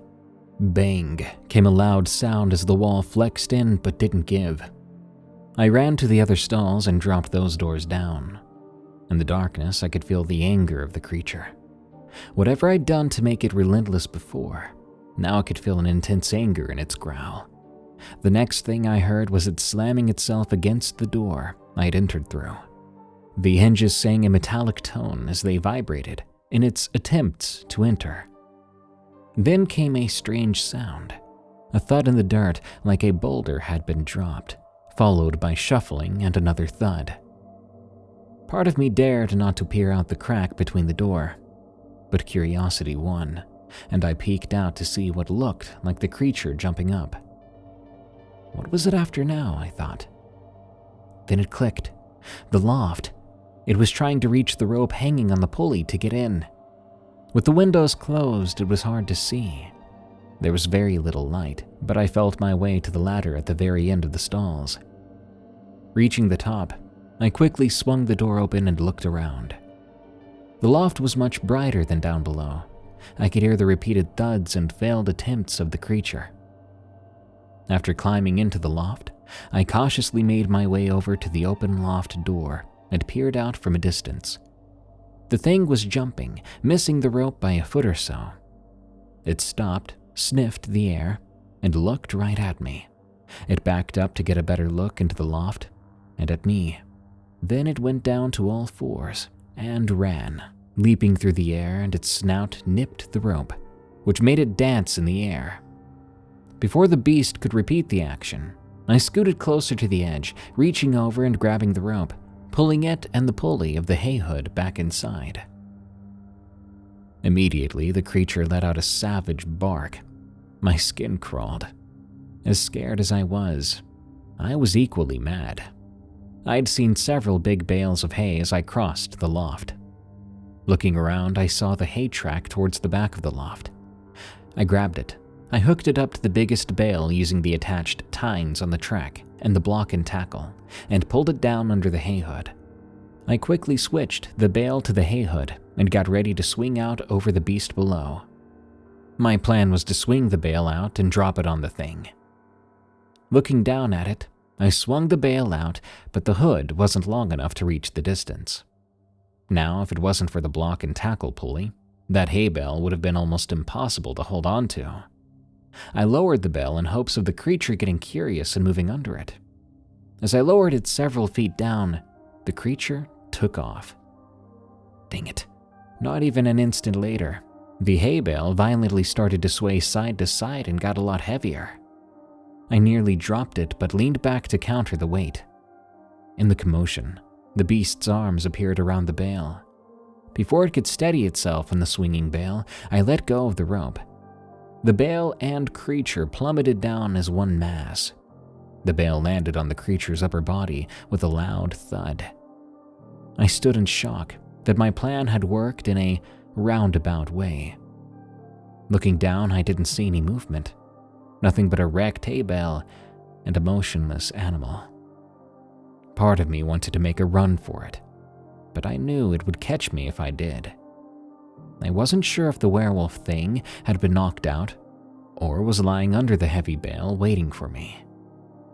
Not wanting to leave the safety of the barn, I looked around the loft and saw several bales of hay.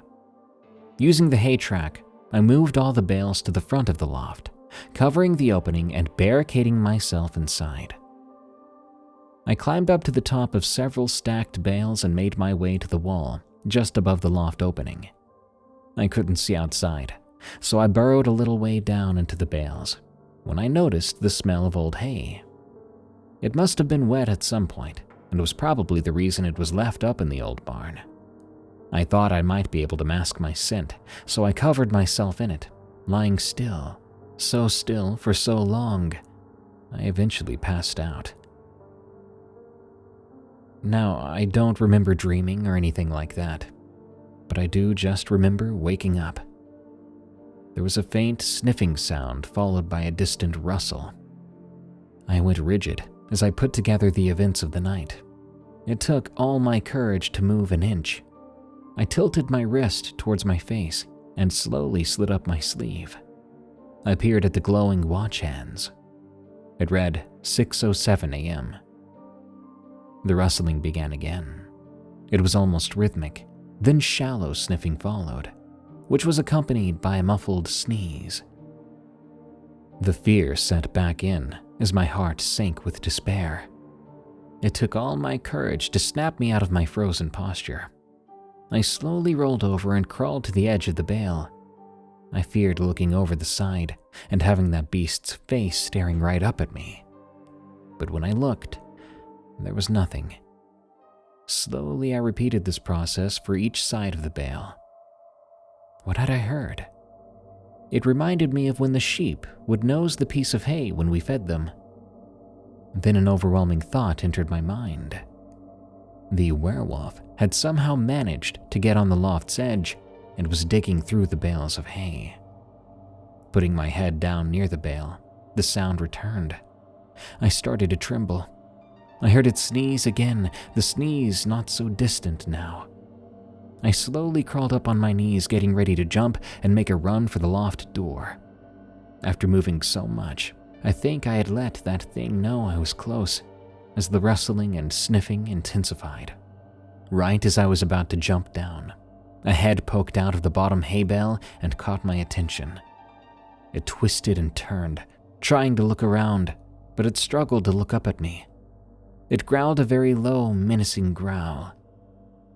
Forget this, I thought, and jumped straight down, landing on its head and snout. It let out a ghastly sound. Landing on its head threw me off balance, and I fell just in front of it. Its head shook in anger and the hay bales followed, parts of the stacked bales starting to shake, and hay began to roll down like a rock slide.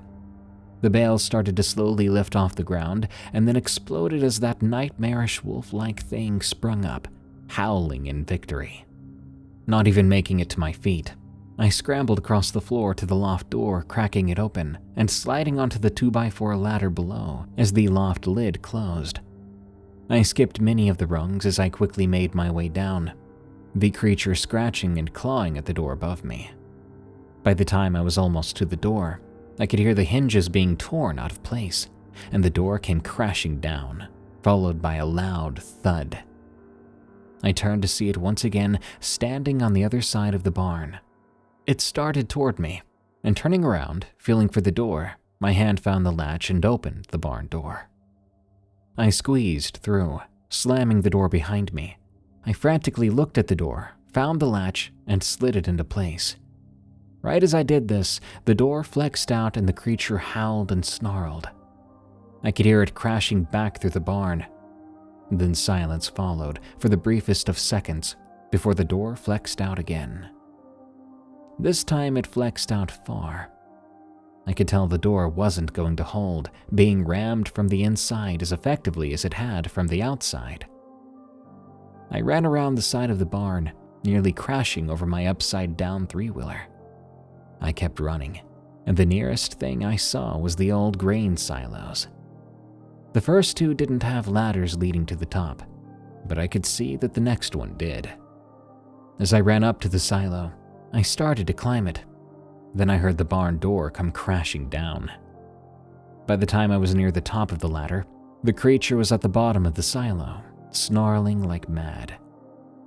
Looking down at it, I could see it trying to figure out how to use the ladder, but after a rung or two, its nails scraped the side of the silo as it slid down. It kept staring up at me and started to circle the silo. I finished making my way to the little platform at the top of the dome.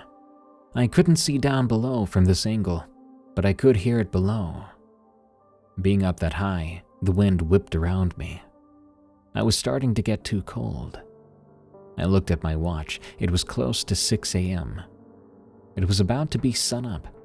At least I thought it would be. But the night was fading slowly. After a few minutes, which felt like hours, it was silent down below. So I climbed back to the edge of the silo and peered over. It was still down there, just waiting. It looked up at me and attempted the ladder again, this time more fearsome than its last attempt. I quickly went back to the top of the silo. I thought I might be able to get into the silo, but if I did, it would really trap me. So I just sat there, as the beast kept trying to climb the ladder. That was when I saw the headlights in the distance. I wasn't sure if they could see me, but I began to jump up and down. The road they were on only led one way, and that was up to these silos and the barn on the side of the hill. As the lights got closer and closer, I believed they saw me. Soon I could hear the roar of an engine, then the suspension as it bounced down the rocky road. It crested the hill, and the headlights shone on the barn as it wound up ever so closely. I could make out the truck. It was Julio. It rolled up past the barn and stopped. I frantically climbed to the edge of the silo and looked down. It was still there, even with the truck, but its head was turned back looking at the vehicle. The truck just sat there, looking like a standoff between man and beast. The door swung open, and Julio stepped out with a 12-gauge. He was hollering something in Spanish. He rested it between the door and the door frame, aimed, and fired. I was looking straight down when this happened, and that beast let out an ear-piercing yip as fur flew from it. Then it turned and started toward him. I heard the familiar sound of the pump of the gun before another blast rang out. This time the creature shook hard and just stopped. Then another blast, and another. I knew if it was fully loaded, he only had 3 shots left. Then, as if by some blessing, the creature turned and ran off. Julio screamed at me to get down and beckoned me over. I didn't know if that thing was going to return or not, but I was frozen in place. "Come on," he yelled. "It might come back." I basically slid down the ladder, jumping into the truck. Julio climbed in. "Take this and reload it." He handed me the gun as he started to drive. He reached down to the CB radio and got a hold of my grandpa. "Harv, I got him. Over." Then my grandpa's voice came through. "Oh, thank goodness." My grandpa didn't even say over before Julio replied. Harv, you ain't gonna believe this. You remember a few years ago that thing I told you I saw? Well..." His voice trailed off, but he didn't let go of the mic button. "It's back, and it had your grandson trapped on top of my old silos. Over." "Well, just get back here. Let me talk to my boy. Over." Once back at the ranch, everyone hugged me. All the ranch hands and a few others were out looking for me, but hadn't gone out until after 10 to search. One of the hands looked at my back and stitched up several of the big gashes. After explaining everything, my grandpa and several others got in their vehicles to head to the marsh. I insisted on going along, getting into one of the trucks. When we got there, the sheep were gone, but we found them later that day. The part of the marsh that butted up against the ledge where the slope started was completely buried by rocks. One ranch hand said there was at least 2 semi-trucks loads of rocks, which must have come down, filling in the drop-off. Then he said something that made me realize why that thing wanted to hunt me down. He said there were 2 small caves. Possibly the thing had lived there. I had buried its home, or possibly buried others that might have lived down there. If wolves travel in packs, why not these creatures, if they're quite similar? After that morning, I have never seen anything like it since. A note from the author. My story was hard to tell, mainly hard to dramatize the events that happened to me, to give you the feeling that I was feeling that night. The scariest part was when it had me by the leg. That one rock saved my life. I still don't know how it withstood several blasts from a 12-gauge, but rock and pitchfork hurt it. All I know is, if it had managed to climb that ladder, I would have been a goner. I took care of the farm for a bit when my grandparents retired, and a few of my siblings helped. But my parents now run it full-time. There are scary things out there that I hope the rest of my family or others never have to encounter.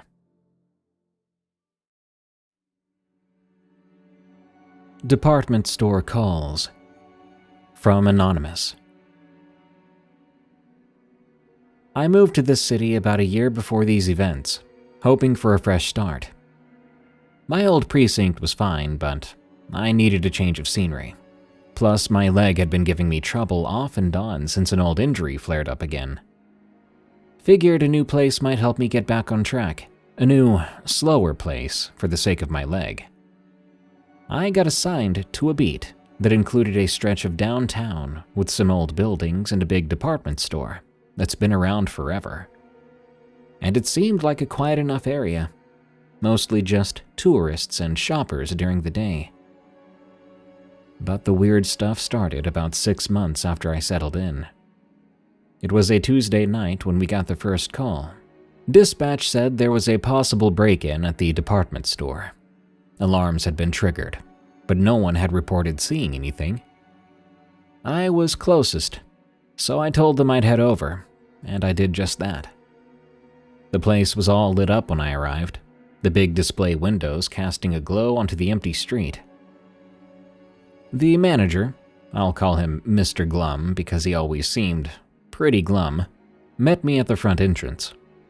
That night he was kind of jittery, glasses slipping down his nose, keys jangling in his hand as he unlocked the door. "Sorry to drag you out here, officer," he told me. "Maybe some sort of glitch or somebody forgot something somewhere. Alarm's been acting up." "No worries," I replied. "Mind if I take a look around just to be safe?" He said that would be fine. He let me inside. The store was really quiet, the kind of silence that makes your footsteps sound way too loud. Rows of neatly arranged clothes, perfectly stacked shoes, and those mannequins, all lined up like soldiers at attention. We walked through each department, but nothing seemed out of place just yet. There was no sign of a forced entry, no broken glass. But then we made it to the women's wear section. Some of the mannequins looked off. One had its head turned completely around, facing backward. Another had its arm raised, pointing towards a corner. Mr. Glum frowned. "That's odd," he muttered. "I wonder if some kids got in here before closing and messed with them. I'll have a talk with staff." "Could be," I said. I finished my sweep, finding nothing else out of the ordinary, and headed out. I chalked it up to a false alarm and went back on patrol. Everything was fine and dandy until a week later. Same deal. Dispatch called me in the middle of my shift. Alarm at the department store had gone off again. This time I was already nearby. I grabbed a coffee to keep me going through the night and got there in a few minutes. Mr. Glum was waiting outside, looking more frazzled than before. "Third time this week," he said, shaking his head. "It's getting ridiculous." Third time, I wondered. "Really? I only got called out here once so far." He sighed. "Yeah, the system went off 2 nights ago, too. We didn't bother calling that one in since, well, nothing happened last time." I sipped at my coffee and told him we should go check it out. Together, we went inside again. The store was just as quiet as last time. We headed straight to the women's wear section, and this time, the mannequins were arranged in a circle, all facing inward at one another. In the center, however, was one of the child-sized mannequins, the kind they use for kids' clothes, sitting cross-legged on the floor. That was a bit unsettling, but nothing some kids who wanted to freak out the staff wouldn't do. "What do you think of that?" I asked. Mr. Glum looked at me. "I just don't understand how anyone's getting in. The doors are locked, and the security cameras aren't showing anything.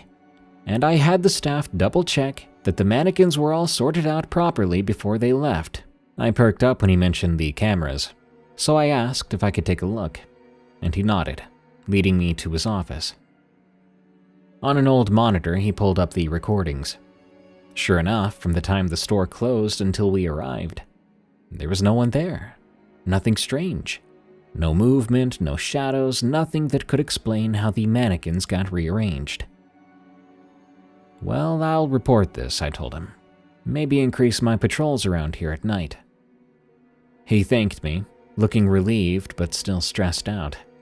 In the back of my head, I thought, if there was some intruder getting in, and I didn't think there was, at least they were just messing with mannequins. But if it wasn't just some prank, it was probably the staff themselves. Maybe they wanted to freak Mr. Glum out. I left the store that night, finding my different explanations and theories kind of funny. Maybe Mr. Glum was a horrible boss, and the teenage employees were getting back at him. But still, it was strange that the cameras hadn't picked up anything, and it appeared that Mr. Glum was the only one with access to those monitors. A few nights later, I was parked near the department store, keeping an eye on things like I said. My leg was acting up that night. A dull ache throbbed every time I moved. I figured sitting in the cruiser for a while might help it out. Around 2 a.m., I caught sight of a flicker of movement near the side entrance. I sat up, peering through the windshield. There it was again, a shadowy figure slipping through the door just as it closed behind. "Gotcha," I muttered, grabbing my flashlight and radio. I called in that I was investigating a possible break-in and approached the building. The side door was ajar. I eased it open, flashlight beam cutting through the dark. Inside, alone this time, save for whoever I saw come in, things definitely felt different. And this time, the place was a mess. The displays were disheveled, clothes hanging off racks, shoes scattered across the floor. I heard a rustling ahead, toward the center of the place. I moved cautiously. I remember my leg acting up with each step. Rounding a corner, I caught a glimpse of someone darting between some mannequins. "Police!" I shouted. "Stop right there!" But the figure didn't stop.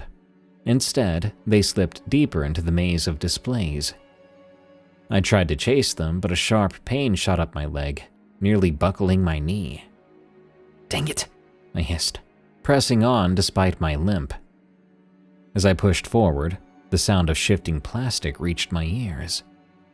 It was subtle at first, a quiet scrape or a creak, but then it became more pronounced, the unmistakable sound of something heavy moving across tiled floor. I swung my flashlight around. The mannequins I had just passed by seemed different. Were they closer now? The ones that had been on platforms were on the floor now, but I swear it wasn't that way before. And their blank faces were pointed towards me. I shivered a bit. I was starting to get creeped out. I heard the rustling again, this time behind me. I spun around, but no one was there. Just more mannequins, arms outstretched towards me. "Who's there?" I called out, my voice echoing in the empty space. No answer, just the steady sound of plastic limbs moving when I wasn't looking. It dawned on me that every time I turned away, they shifted closer. My rational mind fought against a rising panic. Mannequins don't move on their own. Someone was out there messing with me, moving them and running just out of sight when I turned around. "Come on, show yourself," I demanded. But there was silence. I decided I was done. My leg was throbbing, and I wasn't about to play cat and mouse with some trickster in a department store after dark. I started backing away, keeping my eyes on the mannequins. They didn't move, so long as I looked at them. Maybe whoever was doing it didn't want to come out of hiding if they knew I was watching. Reaching the main aisle, I turned and made a beeline for the exit. But the moment I turned away, behind me I heard the sounds pick up again. Quick, skittering noises, like dozens of feet scrambling across the floor. I didn't look back. Out on the sidewalk, I radioed for backup. My whole body was trembling.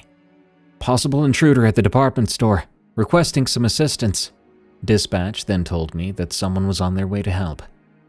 I leaned against the nearby wall, trying to catch my breath. The street that night was deserted. The whole city was asleep, as they should be. The storefront windows were dark, but I could swear I saw shadows moving inside. Within minutes, 2 other patrol cars arrived. Officers McLeod and Bertelli stepped out, both seasoned guys I trusted. "What's the situation?" McLeod asked. I filled them in, trying to keep my voice steady. Someone's inside there moving the mannequins around. They keep breaking in after dark, but I'm pretty sure I saw someone go in there. They should still be in there, too. Never saw them come out. Did you get a look at them? Bertelli asked. Just a glimpse. Couldn't make out any details. All right, we'll go in and check it out. We entered the store together, flashlights sweeping the space. Inside, everything was normal now. The displays were pristine, clothes neatly arranged, no sign of chaos. This unsettled me even more. I frowned. That's not right, I told them. I explained how the place had been a mess just a few minutes ago. McLeod raised an eyebrow. You okay? Place looks untouched. No, I'm telling you, someone was in here. The mannequins were moving, Bertelli chuckled. Mannequins moving? Oh, come on now. I felt frustration boiling up. Moving like maybe someone was moving them around. I'm just saying, I know what I saw and there was someone in here. We did a thorough search of the store, but found nothing. No intruder. Even the side door I'd entered through was locked tight. None of it made sense. As we left, McLeod told me, maybe you're overworked. We all get a little jumpy on the night shift, too. I wanted to argue, but I really couldn't. The evidence at this point was not backing me up. I conceded and nodded, though I didn't agree. Over the next few weeks, there were no more calls from the department store. No alarms, no reports of break-ins. Everything went back to normal, but I wasn't about to forget what happened. One afternoon, I stopped by the store during my day off. Mr. Glum was surprised to see me. He asked what brought me around, and I told him I wanted to check in, make sure everything was all right. Everything's fine. Hasn't been another incident, but we have made some changes, he said. He led me to the women's wear section. The mannequins were gone. We decided to update the look. We thought that maybe the displays were attracting the wrong kind of attention. I smiled. That's probably a good idea. As I was leaving, an older woman approached me. She was a sales associate, judging by her name tag. Excuse me, she said softly. I couldn't help but overhear. Did you experience something strange here? I glanced at her, debating whether or not to engage with this kind of conversation. Why do you ask? She lowered her voice.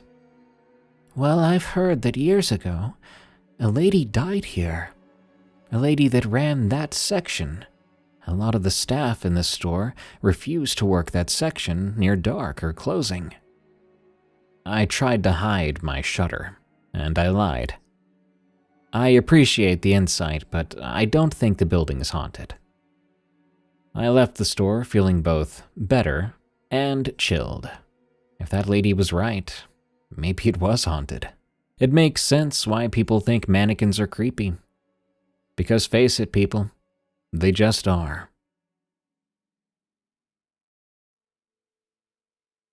Even cops are terrified of the black-eyed strangers. From Garrison 422. In 2006, I was a patrol officer working the night shift in a small town that I won't name, but I will say it was in the Midwest. My wife was pregnant with our first child, and she was due any day. As you can imagine, anxiety was through the roof. Money was tight, so I'd been picking up as much overtime as I could. Decorating and preparing the baby's room was not cheap, and my mom and dad had told me how much it cost them just to deliver a baby. And after all these years of inflation, I was freaked out. One particular night, I'd been on duty for over 14 hours, and exhaustion was hitting me like a train. It was around 2 a.m., and the town was quiet. Most nights here are uneventful. Occasionally, we'll get a call about a noise complaint or a suspicious person, but nothing more than that. Not really. I parked my cruiser in a vacant lot near the edge of town to catch my breath and maybe have a quick snack. But the soft hum of the engine and the warmth of the heater made it difficult to keep my eyes open. I was fighting sleep, doing that head-banging thing, when I noticed movement in my peripheral. I ignored it for a moment, thinking it was me being sleepy and going in and out of it. But then I saw clearly a figure approaching my cruiser from the dark. I straightened up, alert and confused. It was unusual for anyone, let alone what appeared to be a child, to be out at this hour. As the figure got closer, I realized it was a young girl, maybe 8 or 9 years old. She wore a simple, old-fashioned dress, something you might see in an old photograph.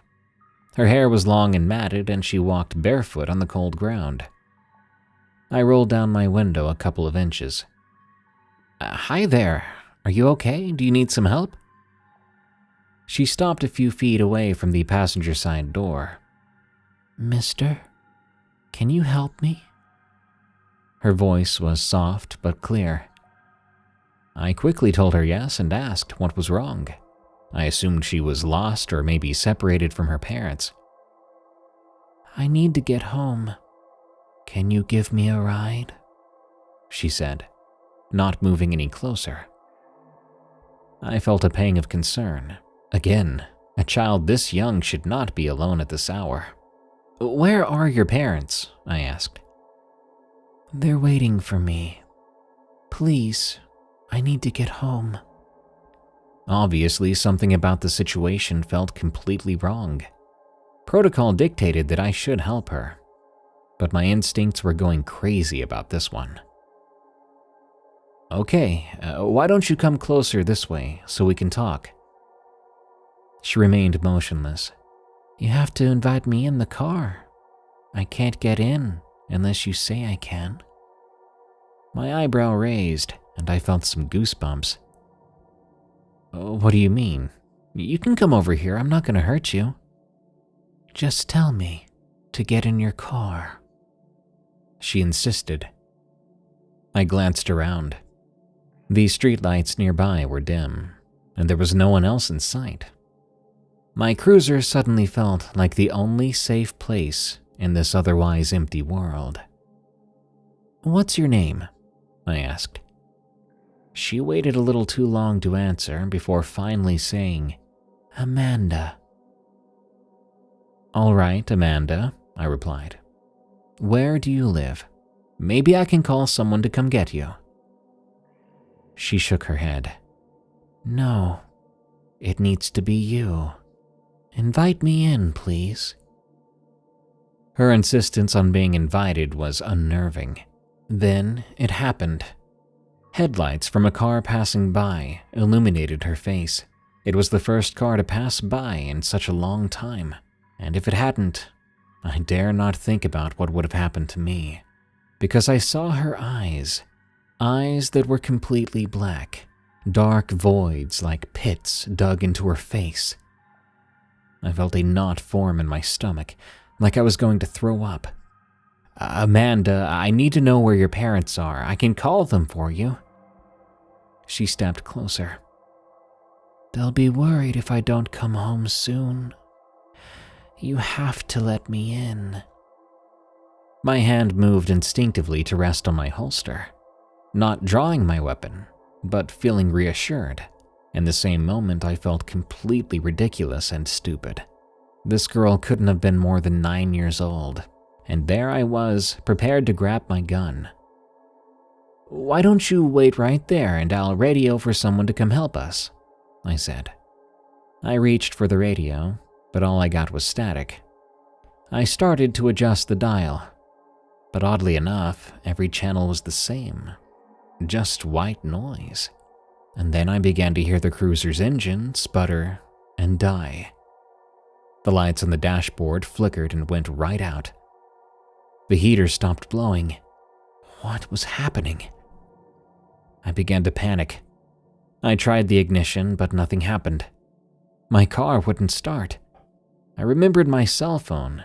I pulled it from my pocket, but the screen was now black. It wouldn't turn on. I remember charging it on my most recent break. You can't leave me out here. Amanda's voice was right next to the passenger window. I turned to look at her. She was closer now, her face nearly pressed up against the glass. Those black eyes were clear even without a car passing by, and they were staring at me. I'm sorry, I can't let you in. Her expression didn't change. You have to. I felt trapped. Something was so very wrong and unnatural here, and I didn't know how to handle it. Training didn't cover stuff like this. Amanda, I'm going to step out, and we can talk, okay? I reached for the door handle, but hesitated. A deep, unknown sense of dread told me that leaving the cruiser was not only a bad idea, but it might be my last idea. She tilted her head slightly. It's cold out here. Please let me in. I can't do that. Her lips parted into a slight frown. That freaked me out. It was the first true emotion that I saw on her face. And then she said, Then they will be here soon. Who? I asked. She didn't answer this time. Instead, she stepped back and pointed toward the darkest part of our surroundings. I followed her finger, but I didn't see anything. Amanda, who are you talking about? All you had to do was invite me in. You should have listened. I had no idea what was happening, or what was about to happen. My heart was pounding, and I tried the ignition again. The car was still dead. I hit the horn, but no sound came out. Are you going to let us in? She said. I felt trapped. I couldn't call for help, couldn't drive away, and leaving the cruiser felt like it would be a death sentence. Please go away, I managed to say. Not until you let us in, she said, and that time I swear I heard a second voice. I closed my eyes as tightly as I could. A faint tapping on the window made me open my eyes. Amanda's face was inches from mine, only some glass separating us. I won't let you in, I declared. Amanda's face changed then. Her face twisted into a scowl. She then screamed at the top of her lungs. It was so loud, like she was inside the car with me. I had to cover my ears. I began to look all around, afraid that she had gotten in even though I'd been watching her right there. And when I looked back, Amanda was gone, the scream replaced by silence. In an instant, the heaters in the cruiser turned back on. The dashboard lit up, and I quickly tried the ignition one more time. The car started. I'd never felt so happy. I didn't waste a moment. I put the cruiser in gear and sped away, heading straight back to the station. When I made it back, before getting out, I kept wondering, was I supposed to report this? Or was this an incident that stayed with me? In the end, that's what I went with. I didn't want to risk being labeled as unstable, especially with a baby on the way. The following day, with the courage afforded by sunlight, I checked the area where I'd seen Amanda. There was no sign of children or anything unusual. I still work nights sometimes. I've never seen anything like that again, but it might be because I'm much more cautious. I don't park in vacant lots. I stay where it's lit and where people might be up still. And if I can't find a place like that or I feel too alone, I start driving. Because nothing's gonna happen to me so long as I'm behind the wheel and I'm pressing the pedal down. I still wonder what the heck Amanda's problem was, and if she was even human.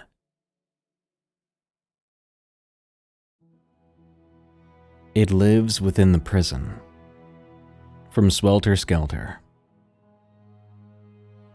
I work as a corrections officer in a state prison, and I've been working here for about 5 years now. My nights include routine patrols, checking cells, making sure everything is in order. I first started the night shift a few months back. I was assigned when the administration said they needed experienced officers for the night, and I didn't mind the change.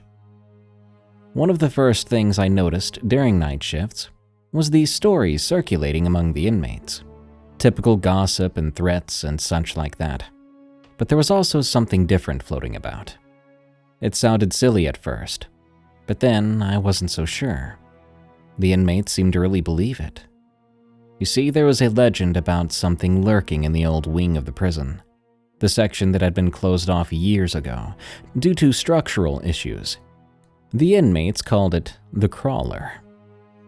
I dismissed it at first as typical prison folklore. Prisoners will not only make up stories to pass the time, but also convince themselves into believing them, because it beats being bored. Plus, these stories often spooked the newer guys. One night I was doing my rounds when an inmate named Marcus stopped me. Marcus was usually quiet and kept to himself. "Officer, can I talk to you?" he asked, eyes darting around. "What's on your mind, inmate?" I replied. "Have you seen it yet?" "Seen what?" "The thing that's been crawling around at night. Some of the guys say they've heard it scratching in the walls." I sighed. "Those are just stories, inmate. Probably rats or the old pipes making noise." He shook his head vigorously. "It's not just rats. It's something else. Just be careful on your patrols, okay?" I gave him a reassuring nod and continued my rounds. Later that week, I overheard 2 other inmates talking in low voices. "Tommy saw it last night," one whispered. "You're kidding. What'd he say?" The other replied. "Said it was in the shadows near cell block D. Moved like nothing he's ever seen." I made a mental note. Cell block D. That was near the old wing. Again, I tried to brush it off, but the frequency of these stories was increasing. A few nights later, I was in the control room with another officer, named Carla. We were monitoring the cameras when she pointed at one of the screens. "Did you see that?" she asked. I said no, and asked what she meant. "I thought I saw something moving around near the old wing entrance." I looked at the screen. The corridor was dimly lit. We only kept minimal lighting in that area. Probably just a glitch, or at worst, an inmate that shouldn't be there, I theorized. "Maybe, but these cameras have been acting up a lot lately." "Tell maintenance to check it out." And that was that. That night, as I made my rounds near the old wing, I noticed something odd. One of the doors that should have been locked was slightly ajar. I approached it cautiously, shining my flashlight into the darkness. "Hello in there," I called out. There was silence. I went in. The old wing was officially off limits, but if an inmate had managed to get in here, it could be dangerous for everybody. The air inside smelled old, carrying the scent of damp concrete and rusted metal. The cells were empty, bars covered in a thin layer of rust. As I walked in deeper, I heard a faint scratching noise. I paused, listening closely. It seemed to be coming from one of the cells up ahead. I approached it slowly. The door was closed, but there was a large hole in the back wall, roughly the size of a manhole. It looked like the result of years of erosion, or perhaps an abandoned maintenance project.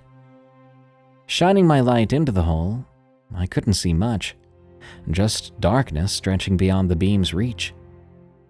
But then I saw it. Movement. Something shifting just out of sight. "Hey, who's down there?" I demanded. No reply. A sudden rush of air blew past me, and for a split second, I thought I saw something. A pale, contorted thing, moving on all fours, darting across the cell and disappearing into the hall. My heart pounded in my chest. I stepped back, unsure of what I'd just witnessed. I decided it was probably time to leave. As I turned to exit the cell, I heard the scratching coming again, louder than before. I speed-walked away. Back in the control room, I found Carla. "Did you go into the old wing?" she asked. "Yeah, I thought I saw someone in there." She looked concerned then. "Did you find anything?"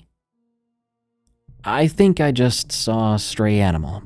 Maybe a raccoon or something got in." She frowned. "Well, be careful. That place gives me the creeps." Over the next few nights, the atmosphere in the prison grew tense. More inmates were talking about the crawler. Some refused to sleep. Others requested transfers to different cells. One inmate, an older man named Lewis, called me over to his cell. "Officer, you need to do something about that thing," he said urgently. "What thing, Lewis?" "The crawler. It's getting bolder. I know you know what I'm talking about. Last night it was in the ventilation shaft near my cell. I could hear something breathing." "Have you actually seen it?" He nodded quickly. "Years ago, before they closed off the old wing, I swear one of the inmates there got attacked once." I tried to reason with him. "Lewis, there's no record of any missing inmates. You're letting stories get to you." He gripped the bars tight then. "If you don't do something, mark my words, something bad's gonna happen." That night, I decided to check the old wing again, wanting to make sure all the doors were secured. As I approached the same cell with the hole, I found the door wide open. My flashlight flickered as I stepped inside. The hole in the wall seemed larger than last time. I heard a low rumble emanate from within. Was that an animal growl? Didn't sound like any animal I'd ever heard. "Who's in there?" I called. Silence. I contemplated calling for backup, but didn't want to risk sounding paranoid over what could be nothing. Gathering my courage, I stepped closer to the hole. The air seeping from it was cold and damp. Suddenly, I swear, a hand, or something that resembled a hand, reached out from the dark. I stumbled backward, falling onto the cell floor. Something quick and pale emerged from the hall just halfway. It was gaunt, with hollow eyes and a mouth too wide to be man. It emitted a guttural hiss, eyes fixed on me, before pulling itself back in rapidly and disappearing. I scrambled to my feet and bolted out of the cell, slamming the door behind me. My adrenaline was pumping as I sprinted down the corridor. Back at the control room, I found Carla again. "I think we need to report this," I gasped. "Report what? What's going on?" she wondered. "There's something in the old wing. I don't know what it is, but it's dangerous." She stared at me, trying to gauge my seriousness. "Are you sure you didn't just see a shadow or an escaped inmate? I'm telling you, Carla, it was real. We need to get the warden involved." Eventually, she agreed. We contacted the warden, who arrived within the hour. After explaining what happened, he looked skeptical and a bit angry. "Did you call me down here for an animal? Can't handle a raccoon, huh? At worst, it was a homeless person who found their way in." "No, sir, this was no person. Not an animal either. Not like any animal I've seen." He sighed. "Well, we'll have maintenance seal off that hole and set some traps. I suggest you get some rest. Wouldn't want you to call me back down here for nothing." He didn't believe me, and I could have been severely reprimanded if he thought I was playing a prank or lying. After that night, I decided to avoid the old wing altogether. Just as the warden said, maintenance sealed off the hole and even locked down the old wing altogether. The only folks who could enter were maintenance and the warden himself. And from then on, whispers of this crawler died down. I couldn't be happier. It was a story I didn't want to believe, and the more real it got, the more scared of my own job I got. I don't know what it was or where it came from, but ever since then I wonder if the prison was built over something that shouldn't have been disturbed. I still work as a prison guard there, but I keep my head low and my ears even lower.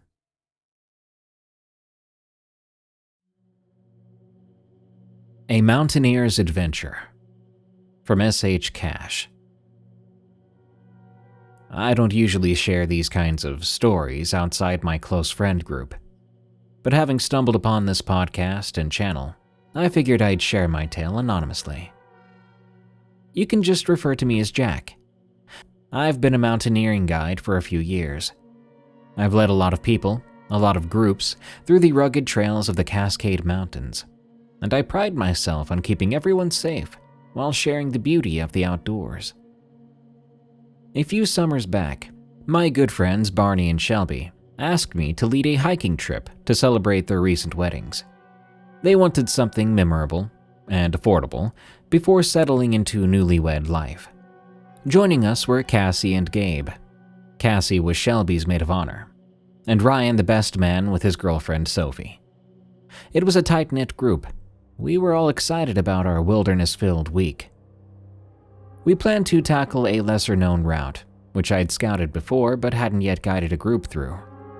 It promised some stunning vistas, alpine meadows, and the kind of solitude that's both hard to find these days and hard to pass up. We met up early on a Saturday morning. I triple-checked our gear and I made sure everyone had their essentials.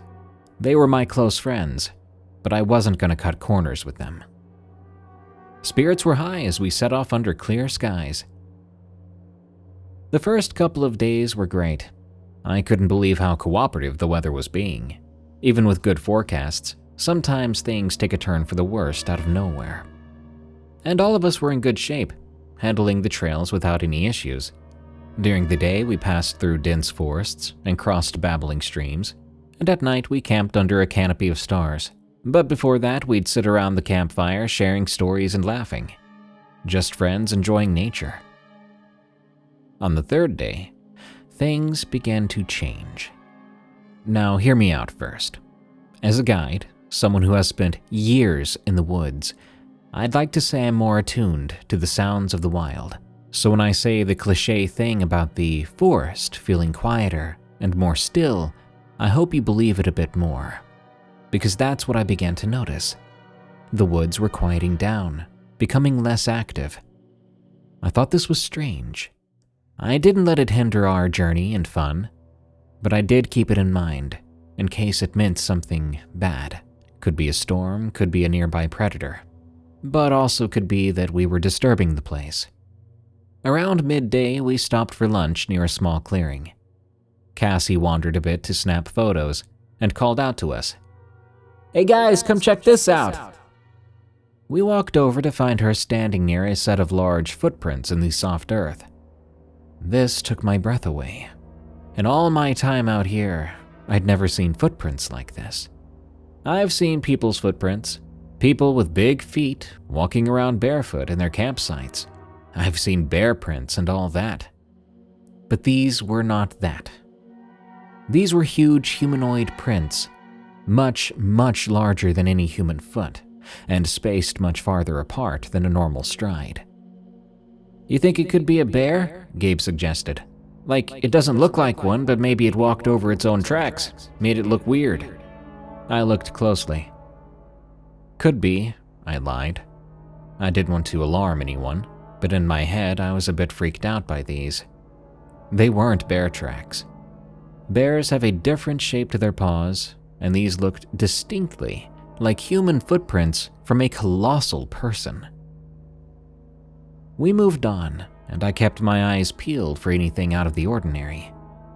As we continued, that uneasy feeling kept with me.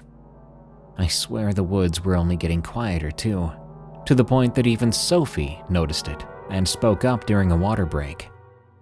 "Why is it so quiet out here? We're in the middle of the woods. You'd think it'd be loud with all the bugs and stuff. Jack, do you think that's normal?" Depends on the area, I replied. That was the truth. Some areas in the woods can be quieter than others. But yeah, it is a bit odd. That evening, we set up camp near an alpine lake. The setting was perfect, like it was straight from a beautiful painting, complete with distant mountain peaks. We cooked dinner and settled in for the night. As we wound down, we heard a distant rustle, followed by the unmistakable sound of branches snapping. We all perked up and froze. Eventually, I said, "Probably just a deer, guys." I was trying to keep the mood light. "Dude, that was way bigger than a deer." Ryan disagreed. I glanced into the dark beyond the campfire. "Well, could be elk. They're bigger than deer, and more common around here." That's what I wanted to believe, but I wasn't so sure. We turned in for the night, but I had trouble sleeping. I was responsible for everyone's safety, and I was not enjoying the direction things were turning. I kept listening for sounds, but everything was silent. The following morning, I did a quick perimeter check, but I didn't find anything weird. On the fourth day, as we made our way higher into the mountains, Shelby pointed out something off to the side of the trail. More of those large footprints. They were much fresher than the first one we found. "Okay, that's weird," Barney said, immediately looking to me for an explanation. "Could be some pranksters messing around," I offered, but he looked at me with a smirk. "Barney, I'm not 100% sure what it is, man, but I will tell you it's nothing to worry about. Believe me, I've been out here for years. You're safer out here than on a plane or a boat. Come on, let's keep moving." We went on, but the group's mood had shifted. Conversations were quieter, and everyone seemed tense. Around mid-afternoon, Sophie stopped. "Did you guys see that?" she whispered. "What was it?" Ryan asked. She pointed between two trees.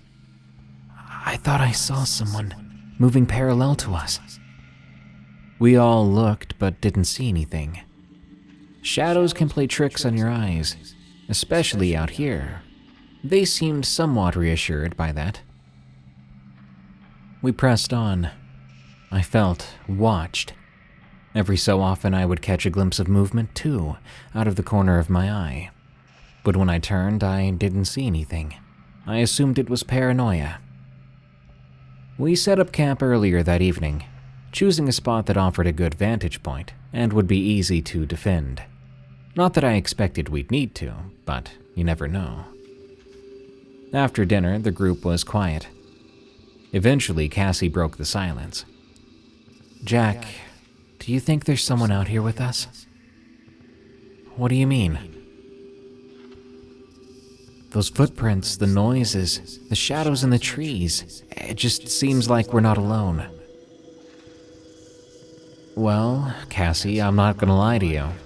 It has been a bit strange out here, even to me. But wildlife can be unpredictable, and it's not uncommon to be close to other people out in the wilderness and not even know it.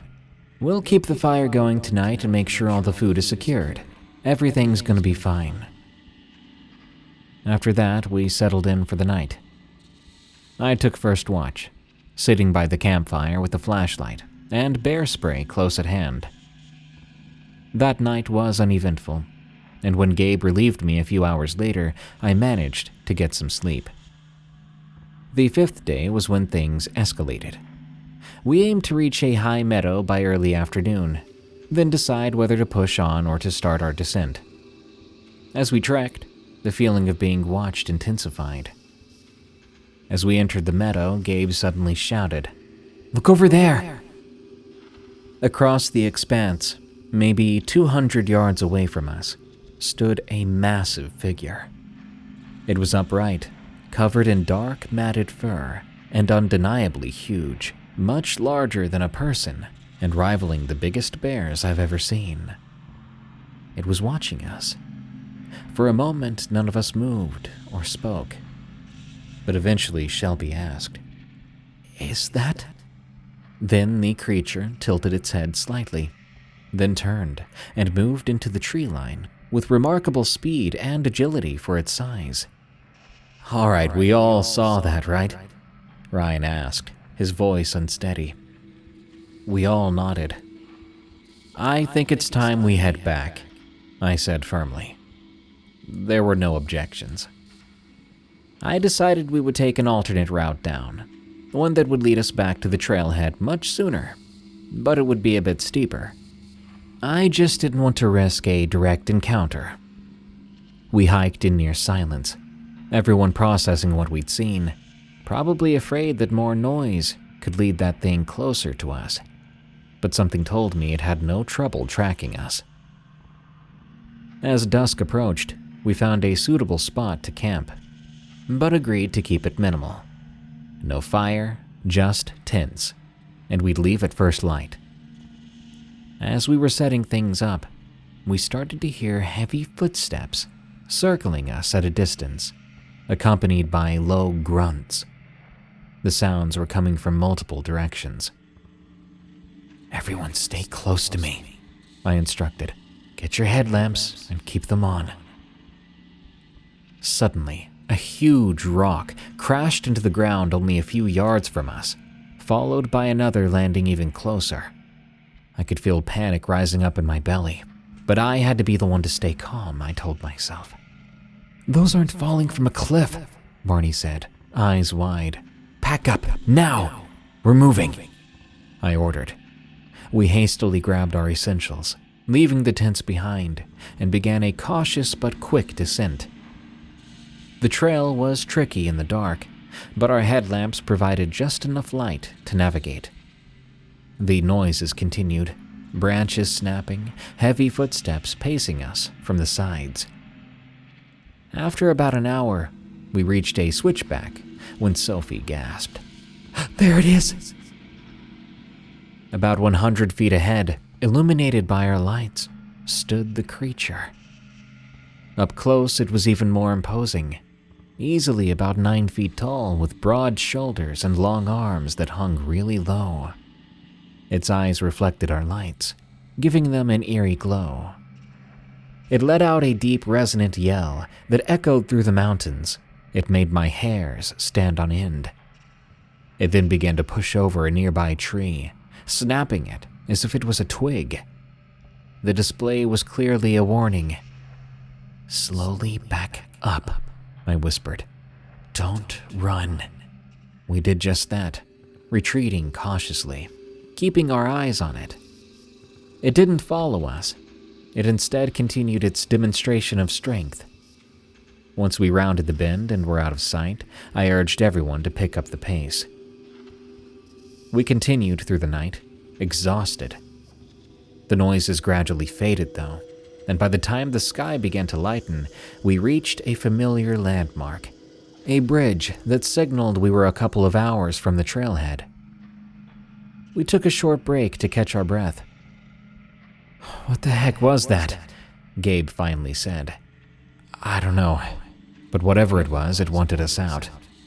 "Are you guys crazy? That was obviously Bigfoot," Shelby spoke up. "Do you think he'll follow us?"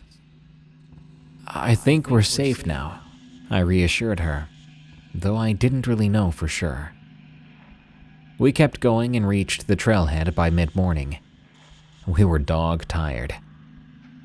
Back at the parking area, we loaded the vehicles fast. "We should tell someone," Cassie said as we were about to leave. "I agree. There's a ranger station a few miles down the road.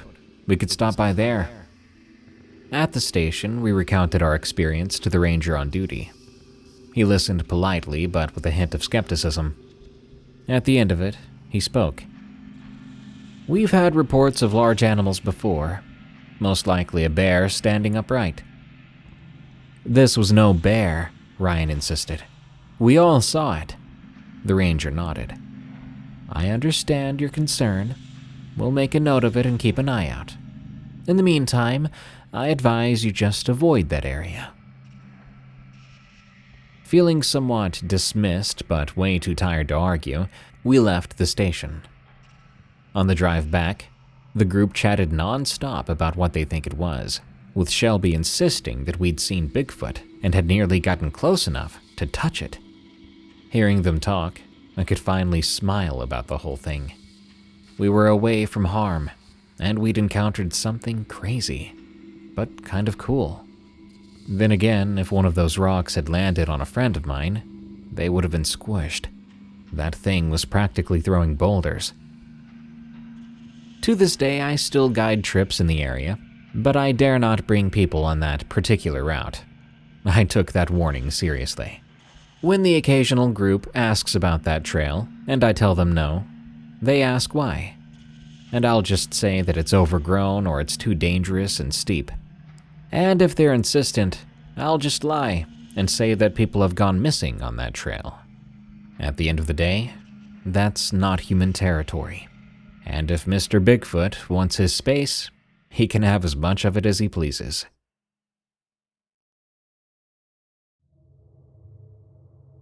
Graveyard Bear from Nightcrawler. I used to be a cop. Not for long, just about 5 years, but anyone who's ever worn the badge can tell you it doesn't take long to collect a slew of wild and often crazy stories. They become a sort of currency among officers, a badge of honor even, in their own right. We would swap these stories during downtime, each tale a little more outrageous than the last, always trying to one-up each other. But there's a certain story I've never told them, not face-to-face anyway. You'd call me crazy or a liar, but I swear to you, every word is the God's honest truth. It's also, without question, the most terrified I've ever been, on the job or in my life. It was during my usual night shift. Early in the shift, I checked in at the office to review anything noteworthy from the day shift, wrap up lingering reports, and grab a couple of warrants to attempt in my zone. Afterward, I made my usual stop at the Circle K across the street. They gave us free coffee, and I was not one to pass that up. I fixed myself a steaming cup of joe, then headed to the counter to chat with Eric, the night shift clerk who was always there. The night passed by quietly, pleasantly uneventful, the kind of shift I'd take in a heartbeat. By the time it was closing around 4 a.m., with the shift change coming at 6, I'll admit I wasn't above finding a quiet spot to lay low for the last couple of hours. Unapologetically, I'd park somewhere out of the way, keep my radio turned up just in case, and maybe nod off once or twice. For the zone I was covering that night, my go-to spot was a small graveyard, a place I'll call Cypress Hill Cemetery. It wasn't a family plot, just this old modest cemetery tucked away on a back road deep in the woods. The kind of place no one visits, especially after dark. It was perfect, really. Quiet, hidden, and so remote I never had to worry about people stumbling upon me. I'd been sitting there for just shy of an hour when I caught movement out of the corner of my eye. I kicked on my spotlight and scanned toward the shifting shadow. What I saw at first, I thought it was a bear. It was big, lumbering, and dark, but something was wrong. Its neck was absurdly long, and its legs were thin and wiry, yet somehow rippled with muscle. Its fur was patchy, not in a way that suggested disease, but more like it had been deliberately stripped away. The bare patches revealed skin so pale, it seemed to glow faintly in the light. Its underside, the belly, chest, and that unnervingly elongated neck, was completely hairless. And strangest of all, this thing was going to town on one of the graves. I mean, it was really giving it its all, digging and scratching at the ground. It then turned its head toward my car, and I froze. The head moved, but the body didn't. Its neck twisted in a way that was both fluid and grotesquely unnatural. Its eyes were enormous, far too large for its face, and like black mirrors, they glistened with a lifeless sheen. Its ears tapered into sharp points, more wolf-like than bear, but even that comparison felt wrong. It stared at me, unblinking, and then, as if deciding on something, it moved. It moved with an eerie, almost balletic grace. It rose onto its hind legs, standing upright, its height now towering, and it began to walk, no, stalk, toward my patrol car. I gripped the wheel, my heart hammering in my chest. Every instinct was screaming at me to drive away, to run, to do something. But I couldn't.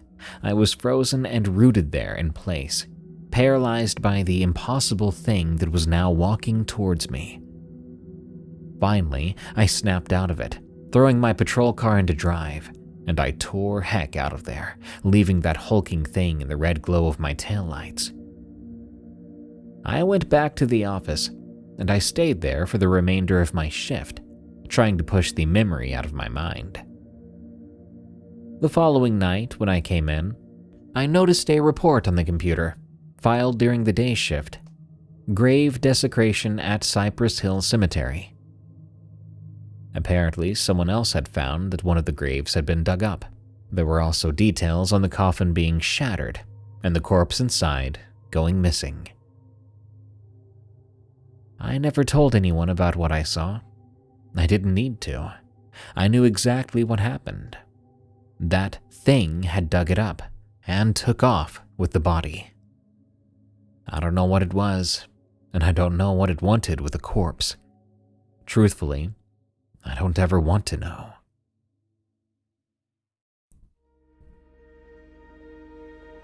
Within the Earth. From BCL Foreground. I'm a geotechnical engineer. After losing my girlfriend in a car accident 6 months before this, I threw myself into work. Long hours and physical exhaustion were the only things that dulled the constant ache of her absence. When my company got a contract to conduct exploratory drilling in a remote mountain range in Montana, I volunteered myself basically instantly. The project was part of a preliminary survey for a new hydroelectric dam. It was the perfect escape. I would be isolated for weeks and buried in work. No reminders of the life I had. We set up base camp near the foot of a mountain, a particular area known more for its untouched wilderness than any kind of industrial development. The team consisted of me, 2 drill operators named Georgie and Jimmy, and a geologist named Dr. Whitford. Our job was straightforward. We would drill several boreholes to collect core samples and assess the rock formations. We worked for the next week straight, which kept me occupied like I wanted. We rotated shifts, drilling during the day and analyzing samples in the evening. Dr. Whitford seemed thrilled with the preliminary findings. Apparently, the rock was ideal for the project's needs. I wasn't an expert, though, so don't take my word for it. The story really starts on the 8th day. Around dusk that day, as we were wrapping up, we heard a distant sound echoing through the valleys. It was a low and sad sound, a moan, rising and falling like the wind, but with an unsettling, almost organic quality. It reminded me of cattle during calving season, a sound I'd heard once on a ranch I visited years back. "What in the world do you think that was?" Georgie asked, while securing a drill rig. "Probably just the way the wind blows through the valley," Jimmy replied. Even so, he was scanning through the trees, cautiously. Dr. Whitford emerged from the lab tent, adjusting his glasses. Yes, sound carries oddly in these mountains sometimes, boys," he offered. "Nothing to worry about." I nodded, but I'd be lying if I said the sound didn't make me feel a bit weird. It was probably nothing, just the acoustics of the mountains playing tricks. That night, the moaning continued off and on, distant but persistent. I was in my tent just staring at the nylon ceiling, trying to think of anything else, and that's when I began to think of Stephanie, my late girlfriend, almost fiancée. I shook my head and clenched my fists, trying to push the thoughts away. I'd gotten over breakups before, but getting over the death of someone you truly loved was something else entirely. Something I wouldn't wish on my worst enemy. By the next sunrise, the sounds had stopped. Over breakfast, our small team seemed eager to keep going, chalking up the previous night's disturbances to overactive imaginations. We started to drill at a new site higher up the mountain. The day was uneventful, and that normalcy was a welcome relief. After setting the drill, Georgie and Jimmy took turns operating it, while I monitored the readings. Around noon, we decided to take a break. We sat down to eat, and after a while, a low rumble echoed beneath us. At first, it was a bit subtle, sort of like a distant earthquake, or maybe some heavy machinery operating miles away. Huh, earthquake, Jimmy said, looking at me. Yeah, didn't think we'd feel one out here, I replied. Dr. Whitford frowned. There are no fault lines here significant enough to cause noticeable tremors. That's weird. The rumbling then grew more pronounced, vibrating the ground right beneath us. The equipment rattled, and the leftover coffee in my mug rippled slightly. Maybe we should give it a break until we figure out what's going on, I offered. Georgie shrugged. Could be an underground river or a pocket of gas. We've come across stranger things. After a few minutes, the rumbling subsided, and the ground was still again. We agreed to proceed, but decided to be extra cautious. Back at the drill site, I took over operating the rig while Georgie and Jimmy prepped the next set of core tubes. As the drill bit penetrated deeper into the earth, I watched the pressure gauges closely. Everything seemed normal until we hit about 150 meters. Suddenly, the drill shuddered, and the rig strained as if encountering resistance. Hold up, I said, easing off the controls. What's up? Georgie asked. He walked over to where I was. Not sure. Looks like we hit something hard, but readings don't show any significant change in rock density. Well, could be a boulder, said Jimmy. I decided to continue at a slower pace. As the drill resumed, a crimson liquid began to seep up around the borehole. What the heck? I muttered. Dr. Whitford approached. His eyes were wide behind his glasses. Is that? Then Jimmy piped up. Could be mud mixed with iron oxide. But it wasn't mud. The consistency was thinner than that, and the color was too vibrant. It looked disturbingly like blood. Shut it down, I ordered. Georgie killed the engine, and we all stood there, staring at this fluid pulling around the drill site. This doesn't make any sense, Dr. Whitford said. He knelt down to collect a sample. He dipped a test tube into the liquid, hands shaking a bit. As he stood up, the ground trembled again, more violently than before. I could see the drill rig sway, and we struggled to keep our footing. Everyone back, I shouted. We stumbled away from the rig as the rumbling intensified. Suddenly, the ground near the borehole bulged upward, as if something beneath the surface was pushing its way out. What in the world is that? Jimmy yelled, panic creeping into his voice. Before anyone could answer, the earth split open. A massive shape surged upward, covered in soil and the same crimson fluid. It was unlike anything I'd ever seen. An enormous, sinewy mass that defied any logical explanation. We ran. I don't remember making the conscious decision to flee, but instinct kicked in. The four of us sprinted down the slope, away from whatever had emerged from the ground. Behind us, I heard the screeching of metal as the drill rig was toppled, followed by a deep, guttural sound that resonated through the air. What is happening? Georgie gasped between breaths. No one answered. There was no answer. We reached the base camp, grabbing whatever supplies we could find. Dr. Whitford was frantically stuffing his notes and samples into a backpack. "We have to get out of here," he said, his usually calm demeanor shattered. "Agreed," I said. "The trucks are down by the access road. We gotta go." We piled into the 2 off-road vehicles, and I took the wheel of the lead truck, with Jimmy beside me. Georgie and Dr. Whitford followed in the second vehicle. As we sped down the rough terrain, the rumbling resumed, more intense than before. I could see the trees swaying around us, some rocks tumbling on the path ahead. Jimmy shouted just in time for me to avoid a boulder. Behind us, the second truck struggled to keep up. I grabbed the radio. "Georgie, stay close." "Trying." His voice crackled back. Just then, a deafening moan filled the air, a sound that seemed to come from all around us. The earth began to shake even harder than before. "Hold on," I yelled, slamming on the brakes. We skidded to a stop, but the second truck wasn't as lucky. I watched in horror as Georgie and Dr. Whitford veered off the path to avoid us, their vehicle rolling onto its side. "Jimmy, come on, we have to help them." We jumped out and ran toward the overturned truck. I saw Georgie crawling out of the driver's side window. There was blood on his forehead. "Where's Dr. Whitford?" I asked. "He's stuck," Georgie replied. Jimmy and I scrambled to the passenger side, which was pinned against a tree. Dr. Whitford was conscious but trapped by the crushed boulder.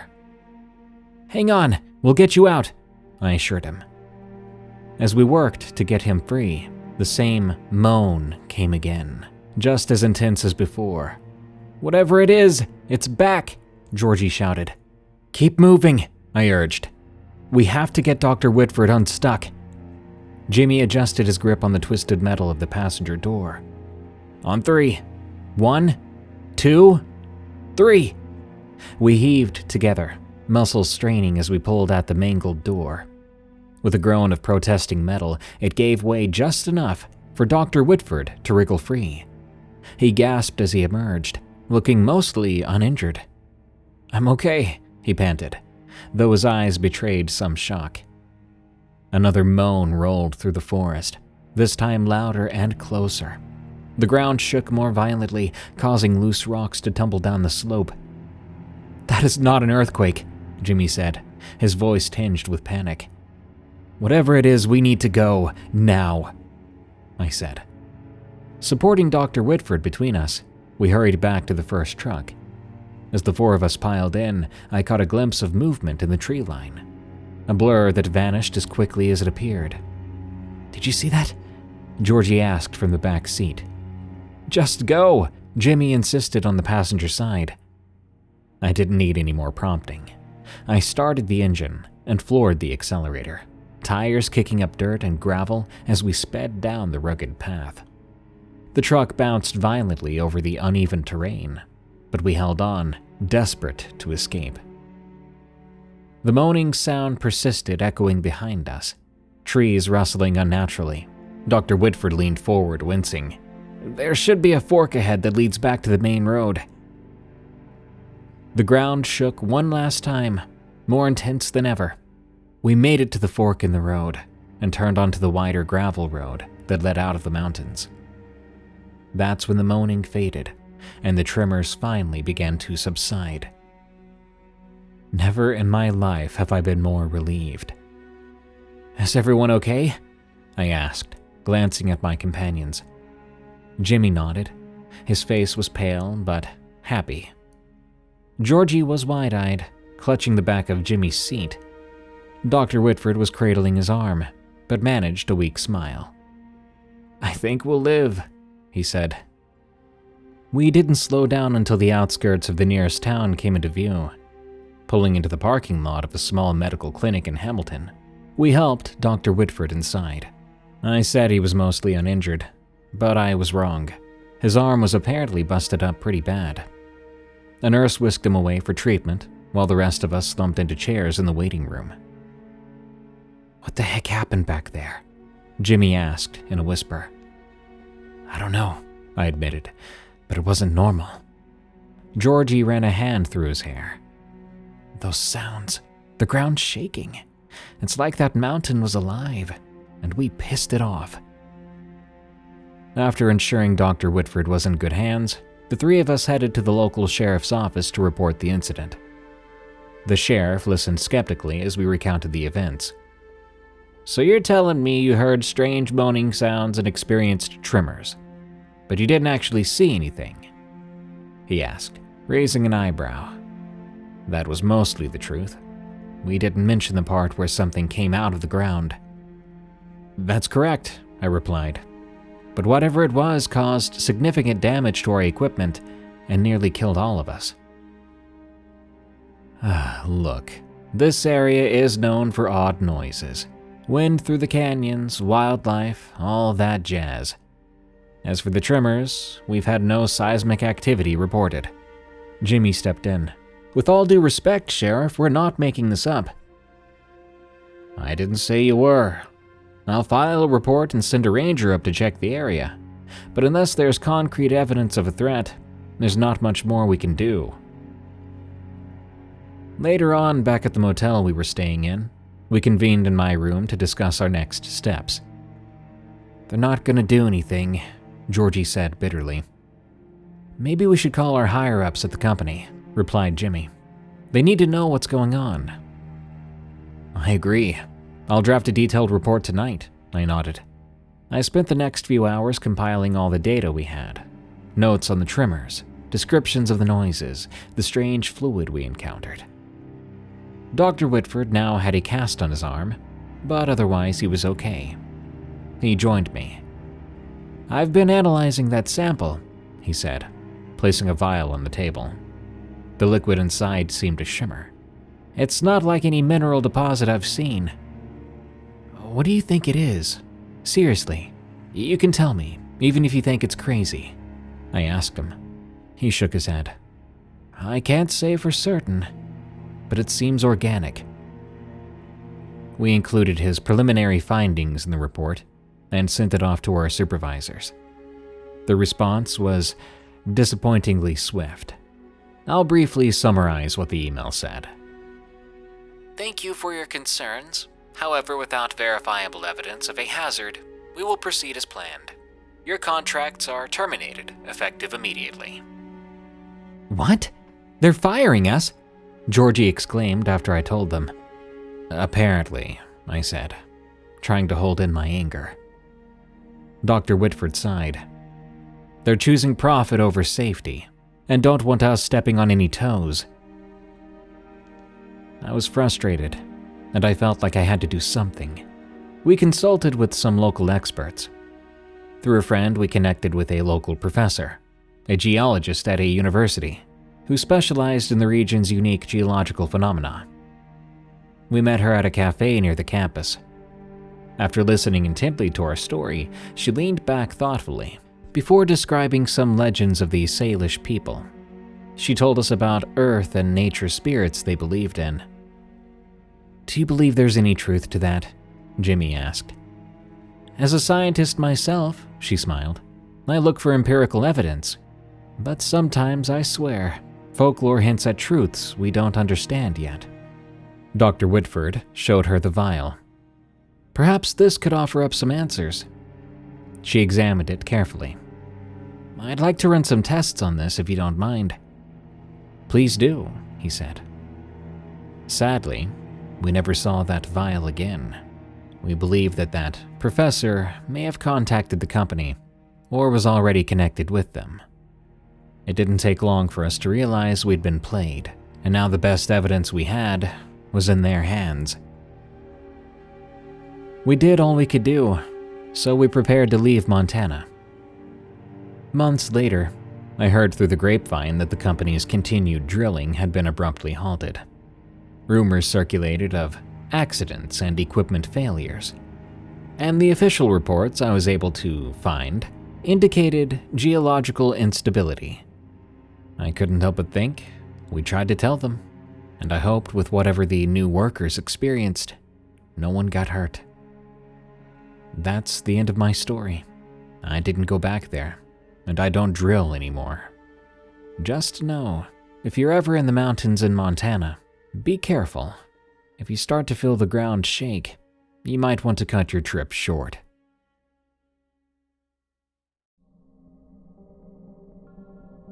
Thing on the Trees from Helipad Thai. I had the strangest sighting about 5 years back, and the more people I can tell about it, the better. I'm not one of the folks you hear about that's afraid of sounding crazy. I rather like seeing the expression on people's faces when they hear this. I'm a helicopter pilot for the U.S. Forest Service. My job involves flying over vast stretches of forested mountains, monitoring for wildfires, illegal logging, sometimes assisting in wildlife surveys. I love the job. One morning, though, I was scheduled for a routine patrol over the Olympic National Forest in Washington state. The area is known for its dense forests and rugged terrain, and it's not uncommon for us to fly low to get better visuals on certain sections. That day, the weather was perfect, clear skies and a light breeze. I took off around 6 a.m. The sun was just rising. About an hour after that, I was cruising at around 500 feet above ground level, skimming over a particularly remote area where the trees are tall and the terrain is rough. It's a place where hikers rarely venture, and in that, there's a peacefulness to it that's almost unnatural, but in a good way. As I scanned the forest below, something caught my eye. At first, I thought it was a shadow, maybe a trick of the light, but as I looked closer, I realized something was moving, something huge. I had to do a double take when I understood what I was looking at. It appeared to be a gigantic spider, unlike anything I'd ever seen before.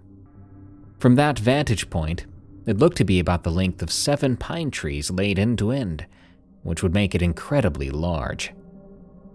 Its legs were long and spindly, but strong, each one grasping or sticking to the treetops as it moved. It didn't appear to walk on the ground. It was instead using the treetops to glide along the canopy. The way it moved was very graceful for something that big and creepy looking. The sunlight glinted off what looked like a dark exoskeleton, giving it an almost metallic sheen. I was so shocked by this that I instinctively pulled the helicopter into a hover to get a better look. My heart was pounding, and I remember thinking that no one would believe me if I told them. I circled around to make another pass, keeping my eyes glued to where I'd seen the thing. But somehow, maybe with some sort of camouflage, by the time I moved the helicopter around, it was gone. The treetops were swaying gently in the wind, as they should have been. No sign of some massive spider. I hovered for a few more minutes, looking all over the place, but the thing had vanished into thin air. I remember saying under my breath, "Wow," thinking about who I was going to tell first. I knew it would sound absurd, a giant spider walking along the treetops, but I'd find a way to bring it up casually later. The rest of the flight was normal. When I landed back at the base, one of my colleagues, I'll call him Steve, noticed I was a bit off, a bit overly excited. "All right, Gary, what is it?" he asked. I crossed my arms and smiled. "Just thought I saw something really strange out there." "Probably nothing." He gave me a curious look, but didn't press me further, unfortunately. That evening, I met up with a couple of friends at a local bar. Michael and Jenna, both were fellow pilots. After a couple of beers, I decided to tell them what I saw. Michael was surprised. I saw his eyebrows raise up. "I'm as serious as can be. I know it sounds crazy, but I know what I saw." Jenna leaned in. "Gary, you've always been level-headed. If you say you saw it, I believe you. But maybe it was some kind of, optical illusion." "Maybe," I said. "But it felt real. Looked real. Too real." They didn't ridicule me, but there wasn't much more to say. Not like we could do something. Not like I was about to go look for something like that. Over the next few weeks, I found myself flying over that area more often when I was able to, hoping to catch another glimpse. But there was nothing unusual, just miles of endless forest. I was starting to believe what Jenna said. about the optical illusion thing. A few months went by, and by then I'd let it go. Life moves on. At one point, I went to an aviation conference in Seattle. I ran into an old friend of mine, Felix, who was actually a helicopter pilot who worked for a private survey company. We got to talking over coffee, swapping stories, and out of the blue, he said, "You ever see some weird stuff out there while you're flying?" I was instantly curious. "Well, what do you mean by weird?" I watched him glance around, making sure no one else was close enough to hear. "About a month ago, I was doing a low-altitude survey over the Northern Cascades. Early morning flight, clear day. I looked down and I swear I saw something. Well, it's hard to explain." "Well, go on, man," I urged. "Well, it was this huge... It was a big spider-like thing. Massive, like the size of a large cul-de-sac. It was like walking over the trees." I stared at him, speechless. "You're not messing with me, are you?" He shook his head rapidly. "I haven't told anyone else, because I didn't want people to think I was crazy. But you see something like that and you can't stop thinking about it." Right away, I told him about my sighting. We compared notes. The size, the way it moved, the time of day. It was eerily similar. "Do you think it's some kind of undiscovered species?" "I have no idea," I said. "It's strange we both saw it in different locations. And during the morning." Since that conversation, I've gone right back to keeping my eyes peeled every time I'm in the air. I haven't seen it again, but knowing that someone else had seen something so close to what I saw has both comforted me and excited me. Maybe I will see it again. I've got a phone with a really good camera now, with some fantastical optical zoom. If I do see it again, y'all might see me on the news, or see my picture on there. Just wait. Maybe one day I'll make this spider thing famous.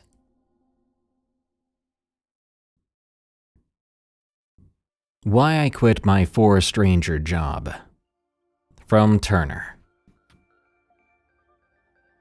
I've been a forest ranger for a few years.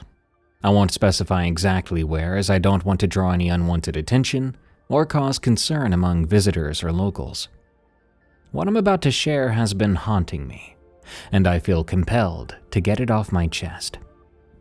It all began a few months ago when I started to have unsettling dreams. At first, I didn't pay them much mind. Dreams are just fragments of our subconscious, right?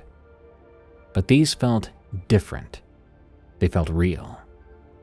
In the first dream, I found myself standing at the edge of a campsite deep within the woods. There was a lone figure sitting by a dying fire. The flames flickered weakly, casting long, distorted shadows among the trees. The figure's back was to me, but I could hear it speaking. At first, it sounded like murmurs, overlapping voices that were hard to make out.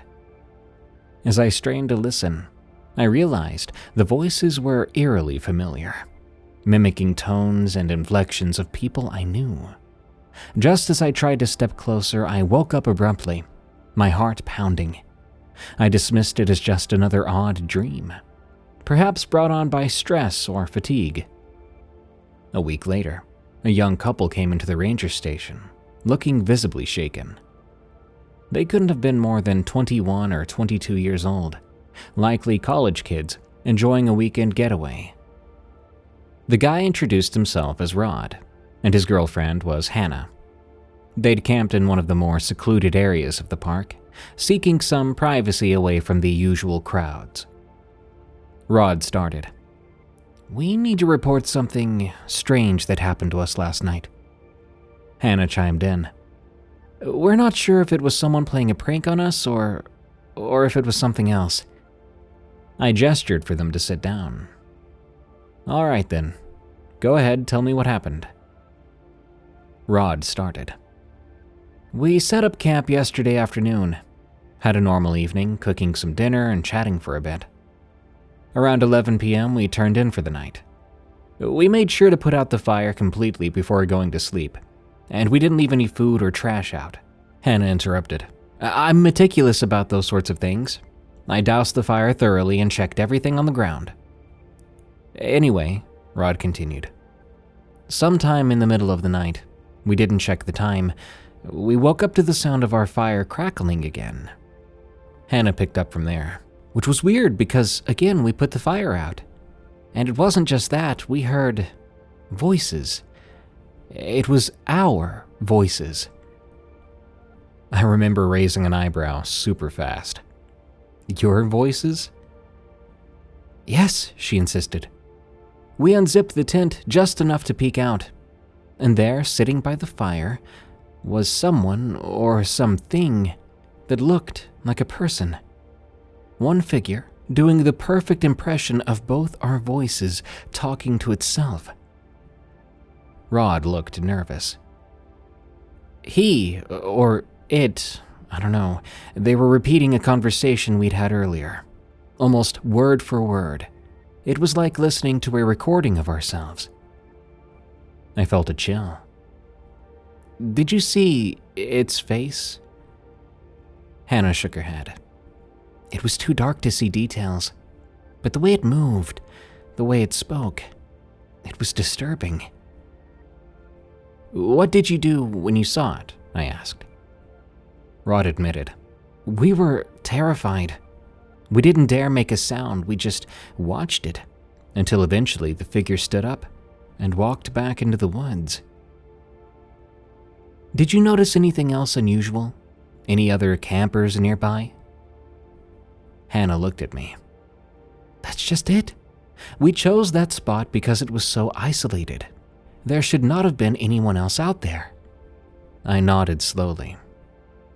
All right, I'll file a report and have some rangers check out the area. In the meantime, it might be best if you camp closer to the main grounds, or consider staying in one of our cabins. They agreed, but were still visibly unnerved. After they left, I sat at my desk, thinking about their story. It was hard to believe, yeah, but not entirely impossible. It was definitely creepy, though.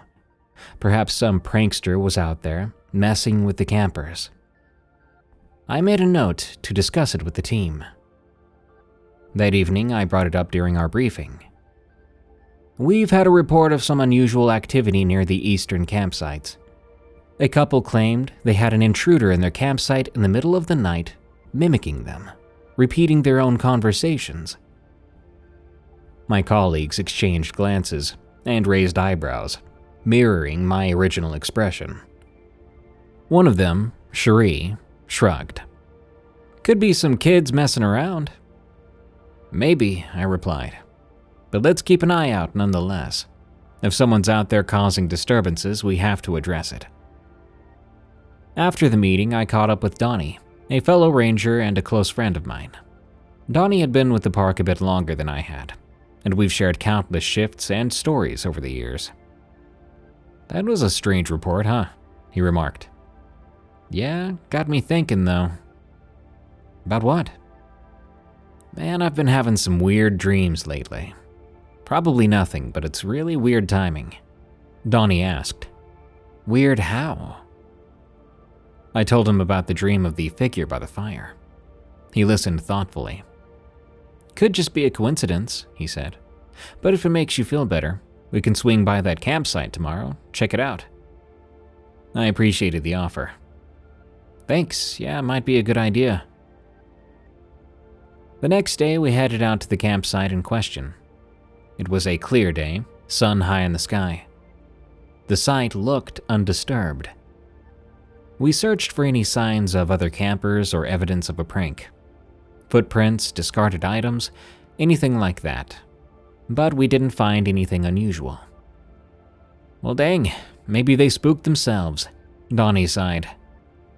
Maybe so, I thought, though something still felt wrong about the whole thing. A few days later, I had another dream. This time I was standing at the base of one of our old fire watch towers, deep in the forest. The tower loomed over me, metal frame rusted in places but still sturdy. At the top, I could see a figure pacing back and forth behind the glass. I climbed the steps, with each one groaning and creaking under my weight. As I made it to the top and opened the door, the figure turned to face me. It was indistinct, shadowy, but its eyes were piercing. It raised an arm and pointed directly at me, then slowly shifted its finger to point out the window, towards something unseen. I followed its gaze, but saw only darkness. Suddenly, the floor beneath me gave way, and I was falling. I jolted awake, my heart racing. The following morning, a fellow ranger named Marcus came into the station looking unsettled. Marcus is a seasoned ranger, known for his composure and level-headedness. Seeing him disturbed by anything was highly unusual.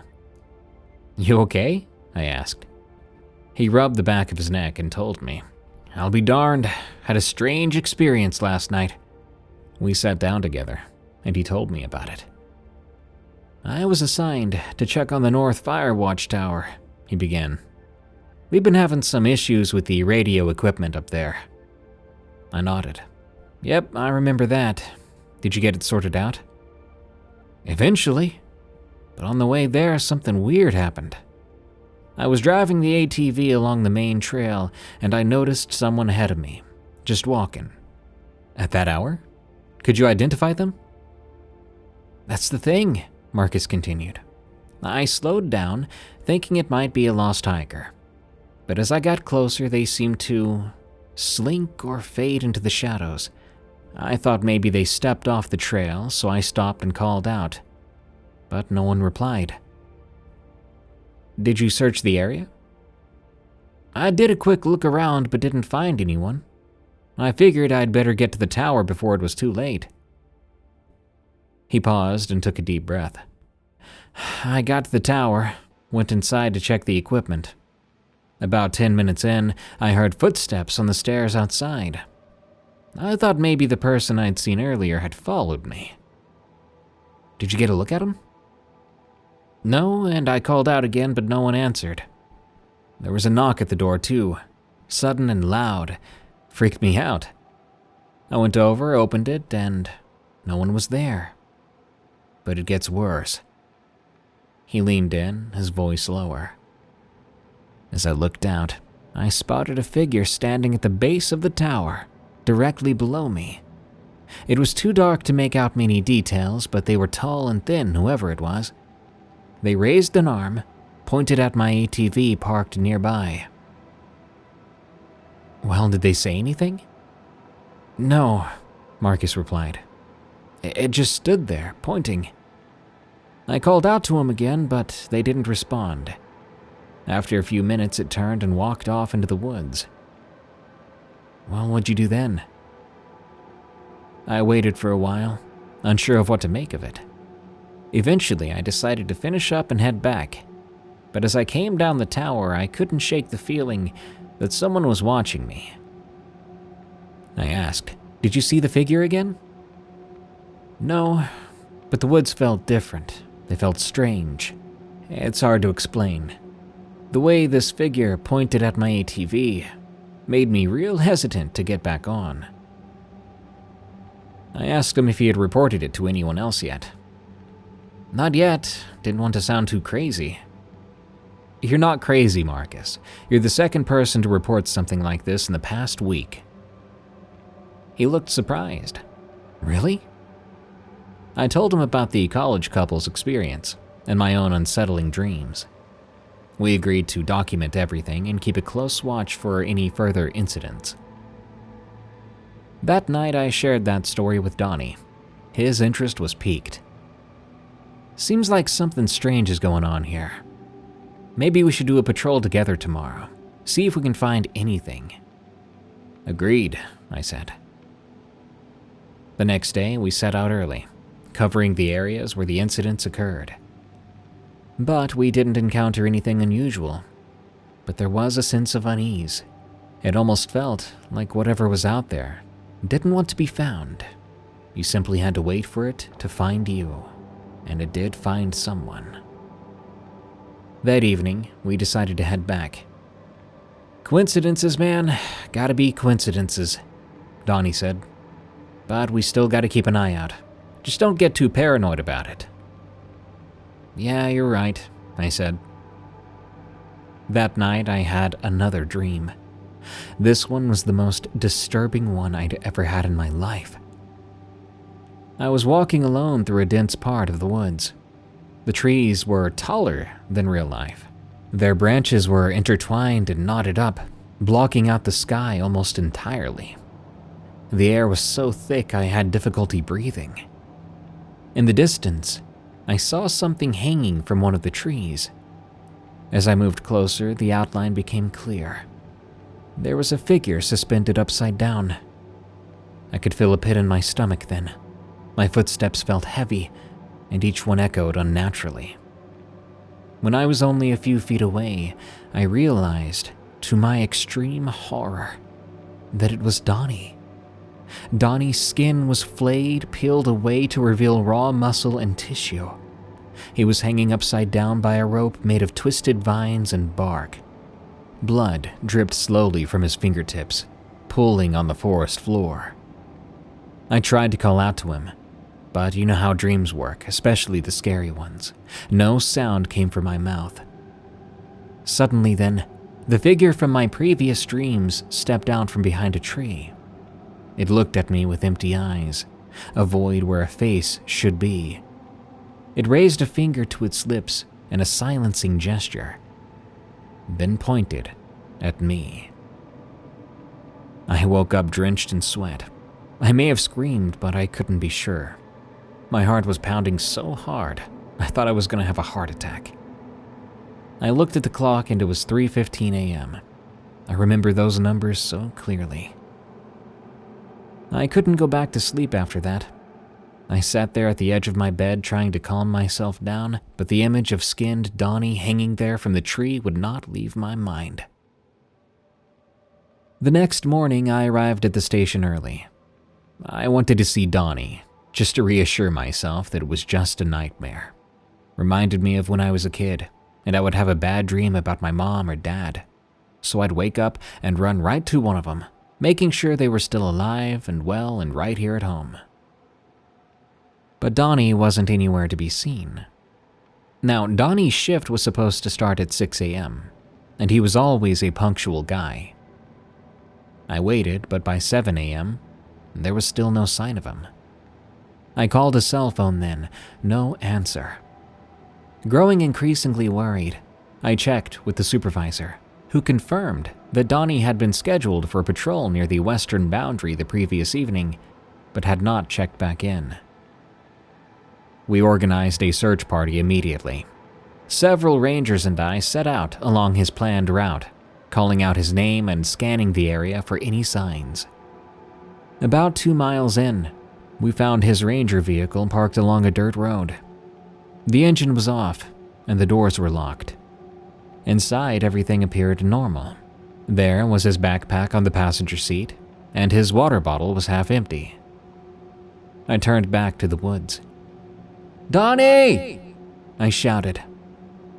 We spread out then, searching the surrounding area. Hours passed with no sign of him. No footprints, no broken branches, nothing to indicate where Donnie might have gone. As dusk approached, we regrouped. The supervisor decided to contact the authorities, organizing a more extensive search and rescue operation. That night, I didn't eat, and I didn't sleep. That freaking dream replayed in my head over and over. The eerie similarity between the dream and Donnie's disappearance was too much to ignore. The following days were a blur. Search teams combed the forest. Dogs were brought in. But no trace of Donnie was found. I confided in Marcus about my dream. I know it sounds crazy, but I think these dreams are connected to what's happening. He looked at me. Maybe there's something more to this. Have you considered talking to someone? An expert in this sort of thing? Like who? I don't know, a psychologist? Maybe a folklore expert? I sighed. I don't think a psychologist would help. And folklore? You think this is some kind of legend coming to life? He shrugged. Stranger things have happened. We're out here in nature, man. Where old stories and folklore itself originates. Maybe there's something we're missing. I didn't dismiss the idea entirely. I was desperate for answers. I missed my friend.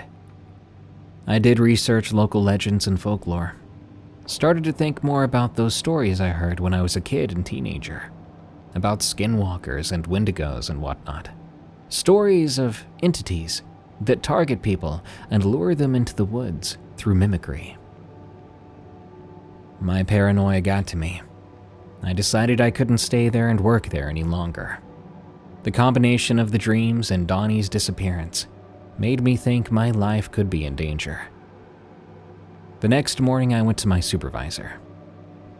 "I'm putting in my 2 weeks," I said plainly. He looked up, surprised. "Effective now?" "Yep, immediately." He frowned. "Is everything all right?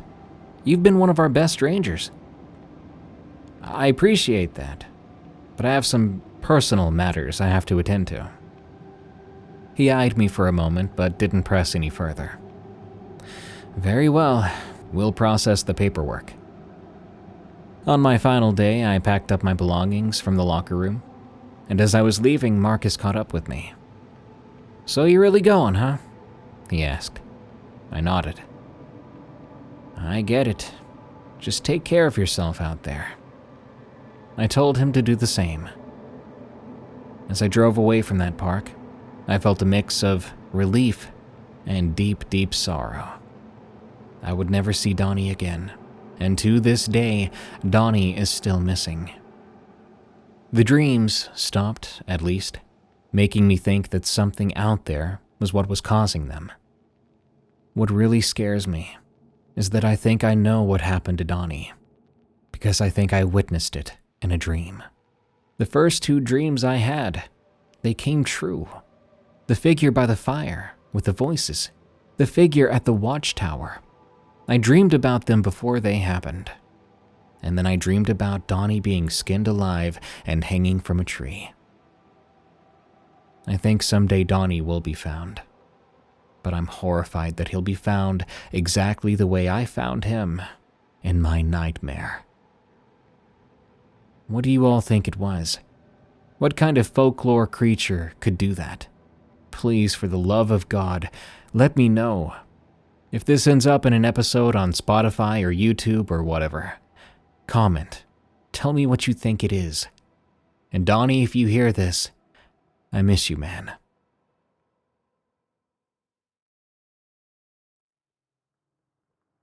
Uneasy Street. From Pernitas. I'm a college student living in London. A majority of the time, classes end around 1600 hours. In winter here, the sun sets at around 1500. As you'll see, this will play a big role later on. Usually I take the bus with my friends, enjoy our laughs and conversations until we go our separate ways. For context, after I get off the bus, I have an approximately 25-minute walk to my house.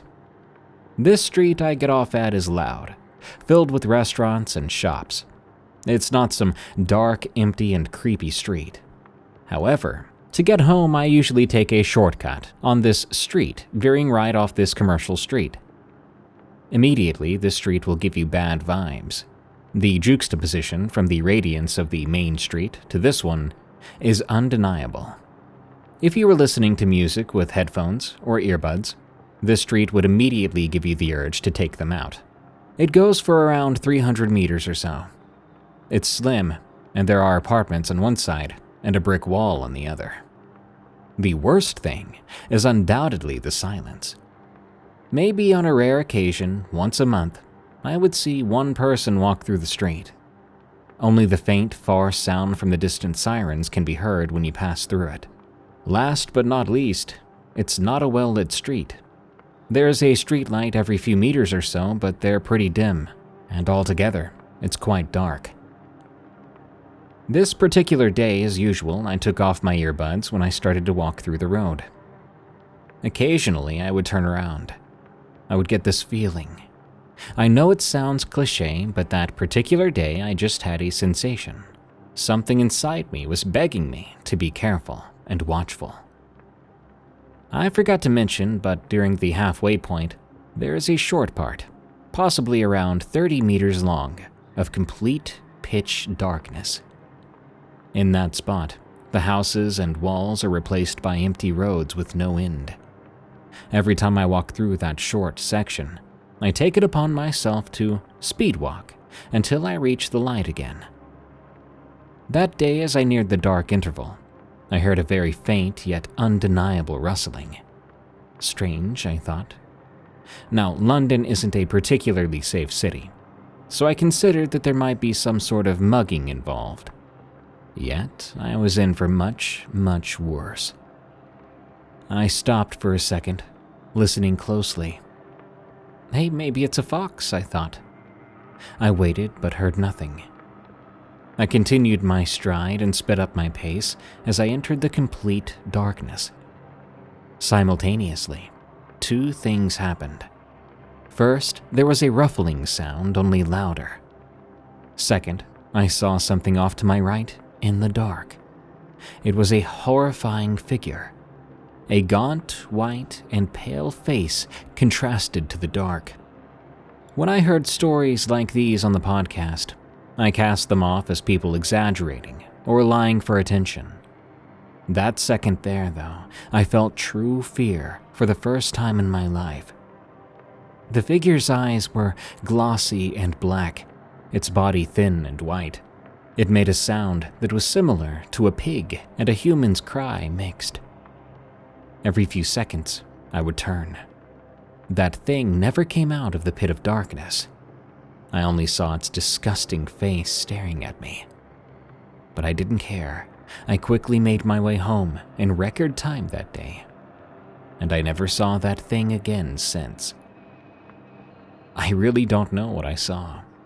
I can't really recall anything else about the creature. I don't know a lot about cryptids, but if anyone does, I'd really appreciate some insight. I still haven't taken that shortcut on my way to or from college again, and I don't plan to. HVAC and things that go bump. From Arnie214. As an HVAC technician, I've seen my fair share of odd things crawling around under people's houses and even in the attics, but nothing quite like what I encountered one day.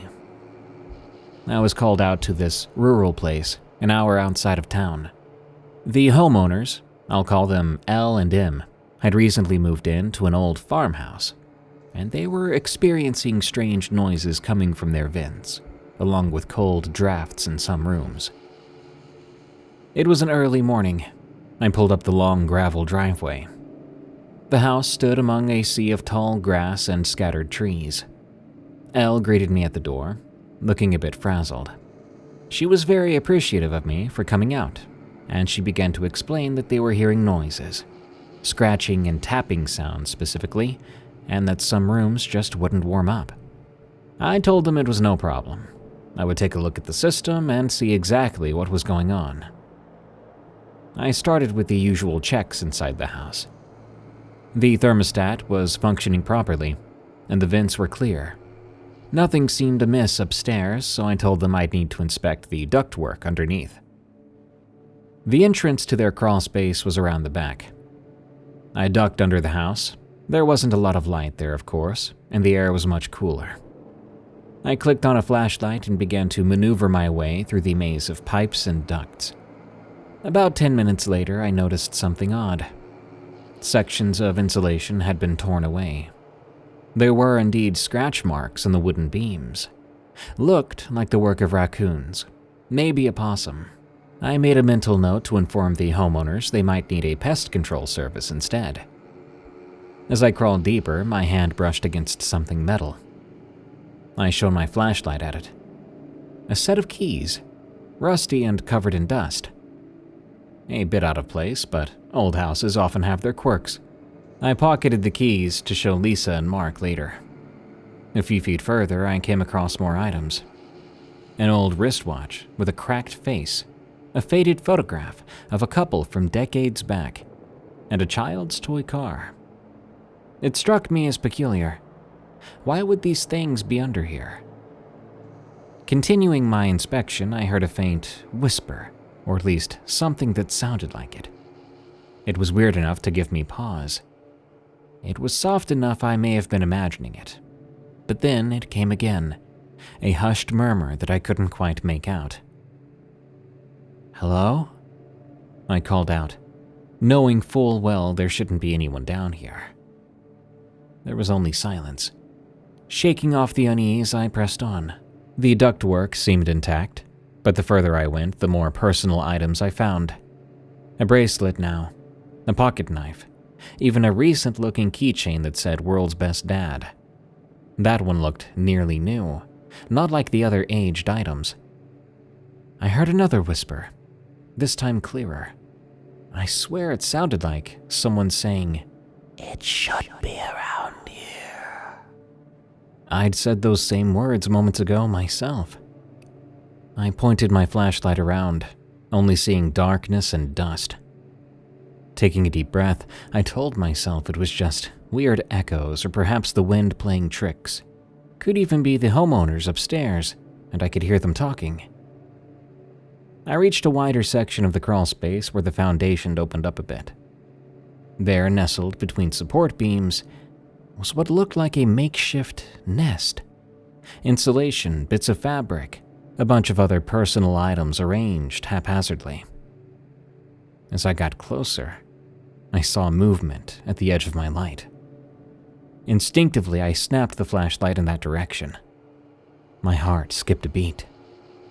There was a figure crouched there, eyes reflecting the light the way an animal's would, but set in a pale humanoid face. It had thin limbs, and I mean so thin, it was to the point of emaciation. I froze. The creature tilted its head, observing me with a curious expression. Then, in a voice that perfectly mimicked Elle's from before, it said, "Thanks for coming out." My mouth went dry. It shifted and held up something shiny. My wrench. I hadn't even realized I'd dropped it. The creature mimicked a chuckle and extended the wrench towards me.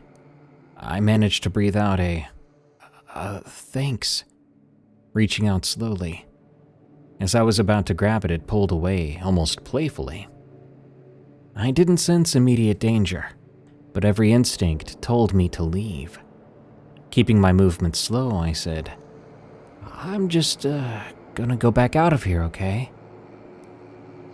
It watched me and didn't follow. It seemed more interested in its collection than in me. As I crawled backward, I heard more whispering, a jumble of voices and sounds you would hear from the neighborhood. I kept my eyes on it until it was out of view. Then I turned and moved as quickly as I could without making too much noise. Emerging back into the daylight was a relief I can't describe. I took a moment to compose myself before heading back to the front door. Elle opened it before I could knock. "Did you find anything?" Well, I think you might have some sort of animal living under your house that's been, collecting things." "What kind of animal?" Em joined us in the doorway. "Oh, not sure, honestly," I lied. "Could be a raccoon, maybe something else. I found a lot of missing things down there." I handed them the keys, bracelet, and a keychain. Their eyes widened. "We thought we'd lost these during the move," Elle said. "I highly recommend contacting a wildlife specialist," I asserted. "They can safely remove whatever it is down there." "Is it dangerous?" Em asked. "I don't think so, but it's best to handle it sooner rather than later."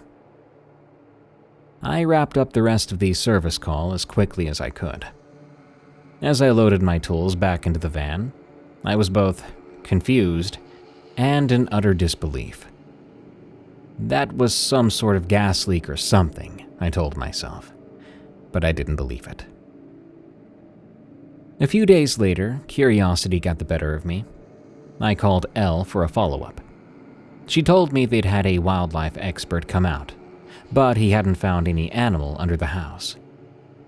They decided it must have moved on, and they were glad the noises had stopped. I was glad for them too, because I knew what I saw. Since then, I've been more cautious on the job, paying closer attention to the spaces I crawl into. Now I feel a little guilty, not really telling them the full truth. Let me ask you this. Should I have? Should I feel bad about not?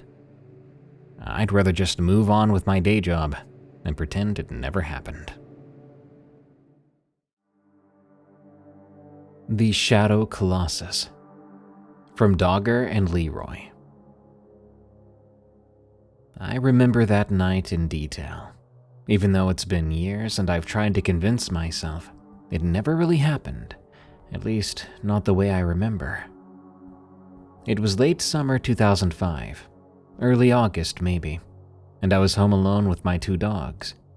I had just turned 24 a few months before, living back with my dad at our property in upstate New York.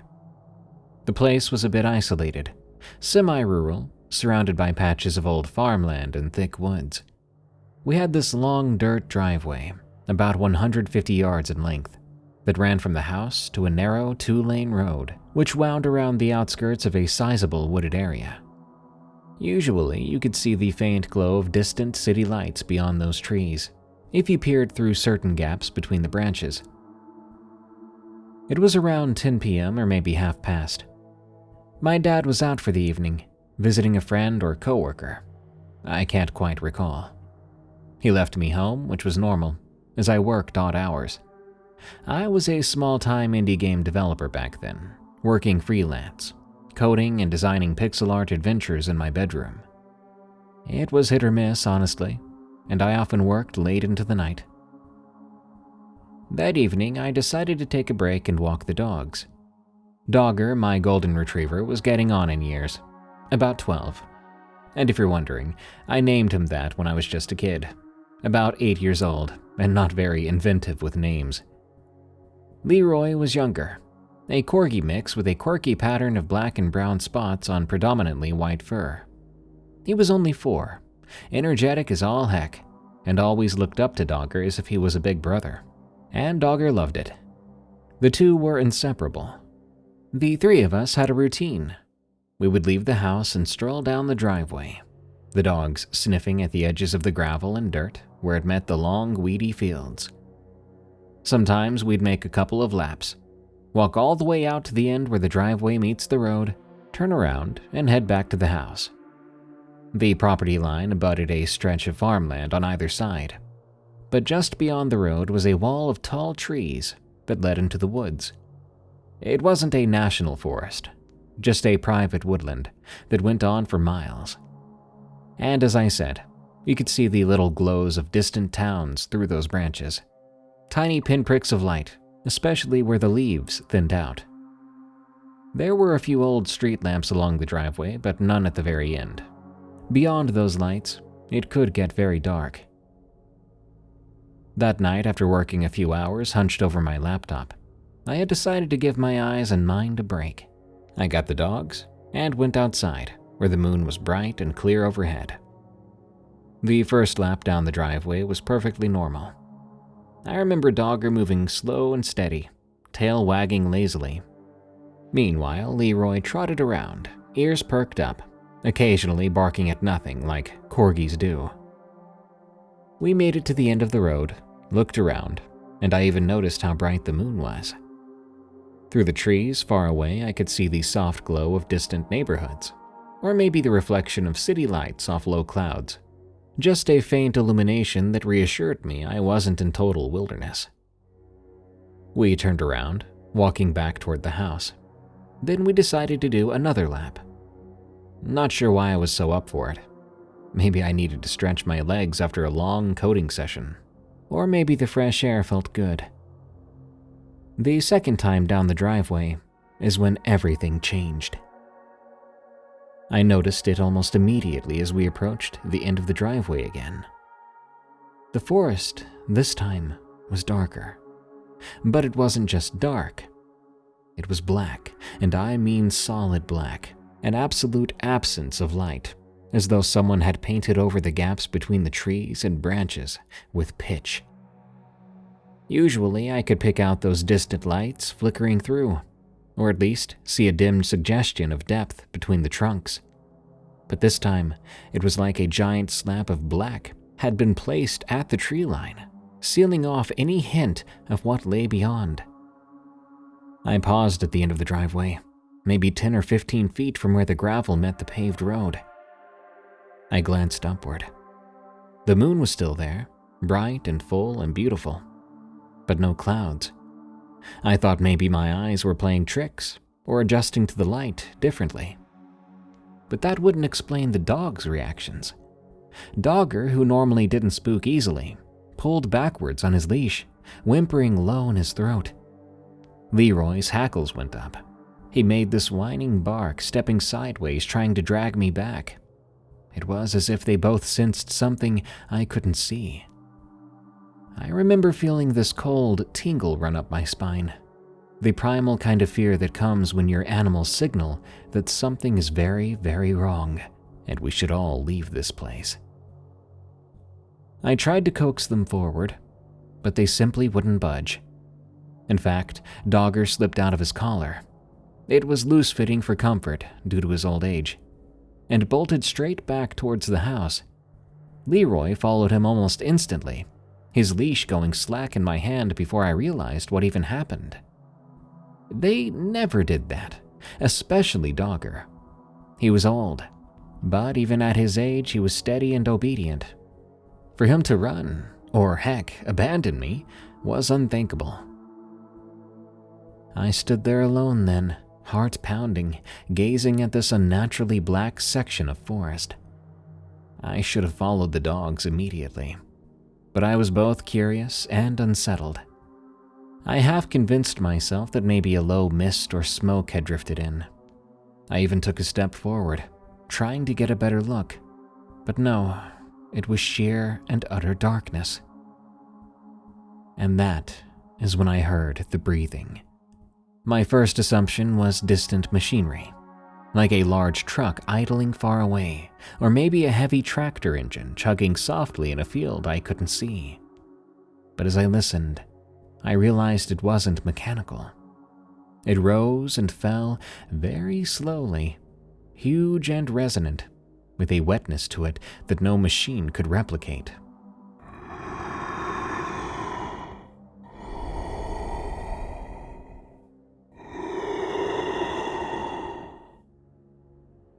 Inhale, exhale. Each breath was drawn and released in a manner that suggested unimaginable lungs. It sounded as if something massive, something alive, was standing right there, just beyond the end of the driveway, obscured by unnatural darkness. The dogs were gone. I was alone. I can't explain how much fear just gripped me then. I'm no hunter, no woodsman, but I know what animals sound like. A bear, even a large one, does not breathe like that. A moose or a deer doesn't stand upright, blocking out all light, or breathe with this slow, giant rhythm.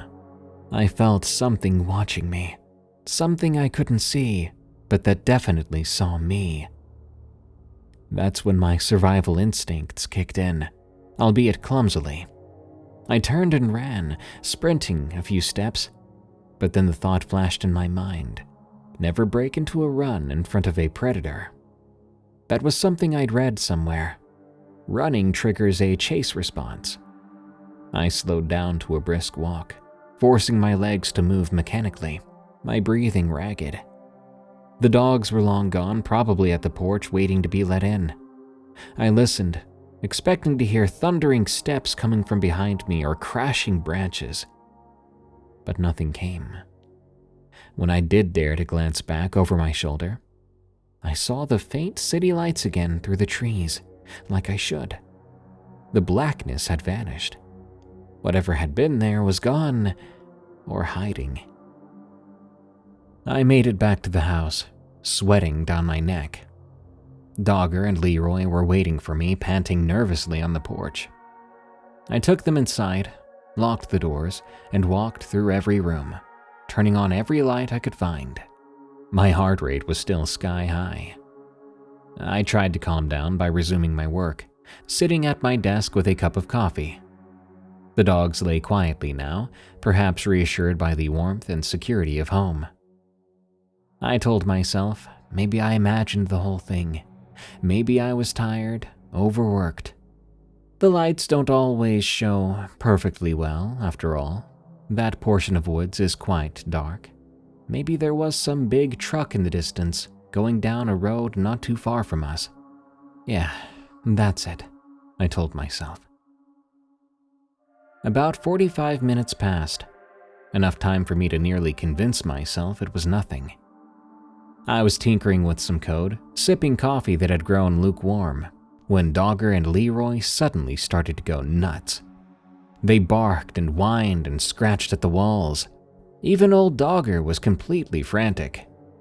Leroy's barking was high-pitched, terrified. I stood up, heart in my throat, and was about to go to the window to see what set them off.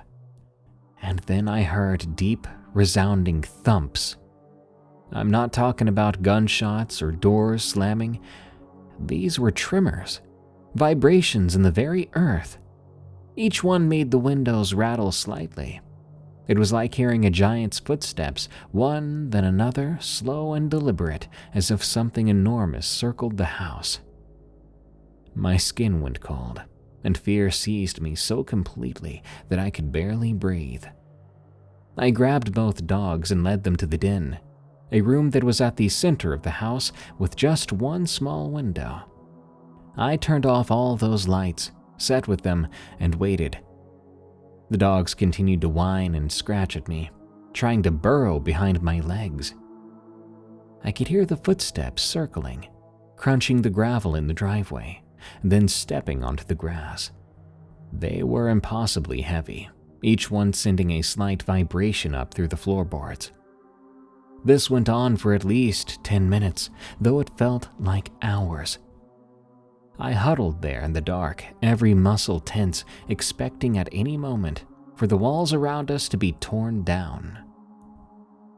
Then it stopped. The footsteps stopped. It was like the thing had paused directly over the house. Silence followed, a silence so thick and tense I thought I might scream.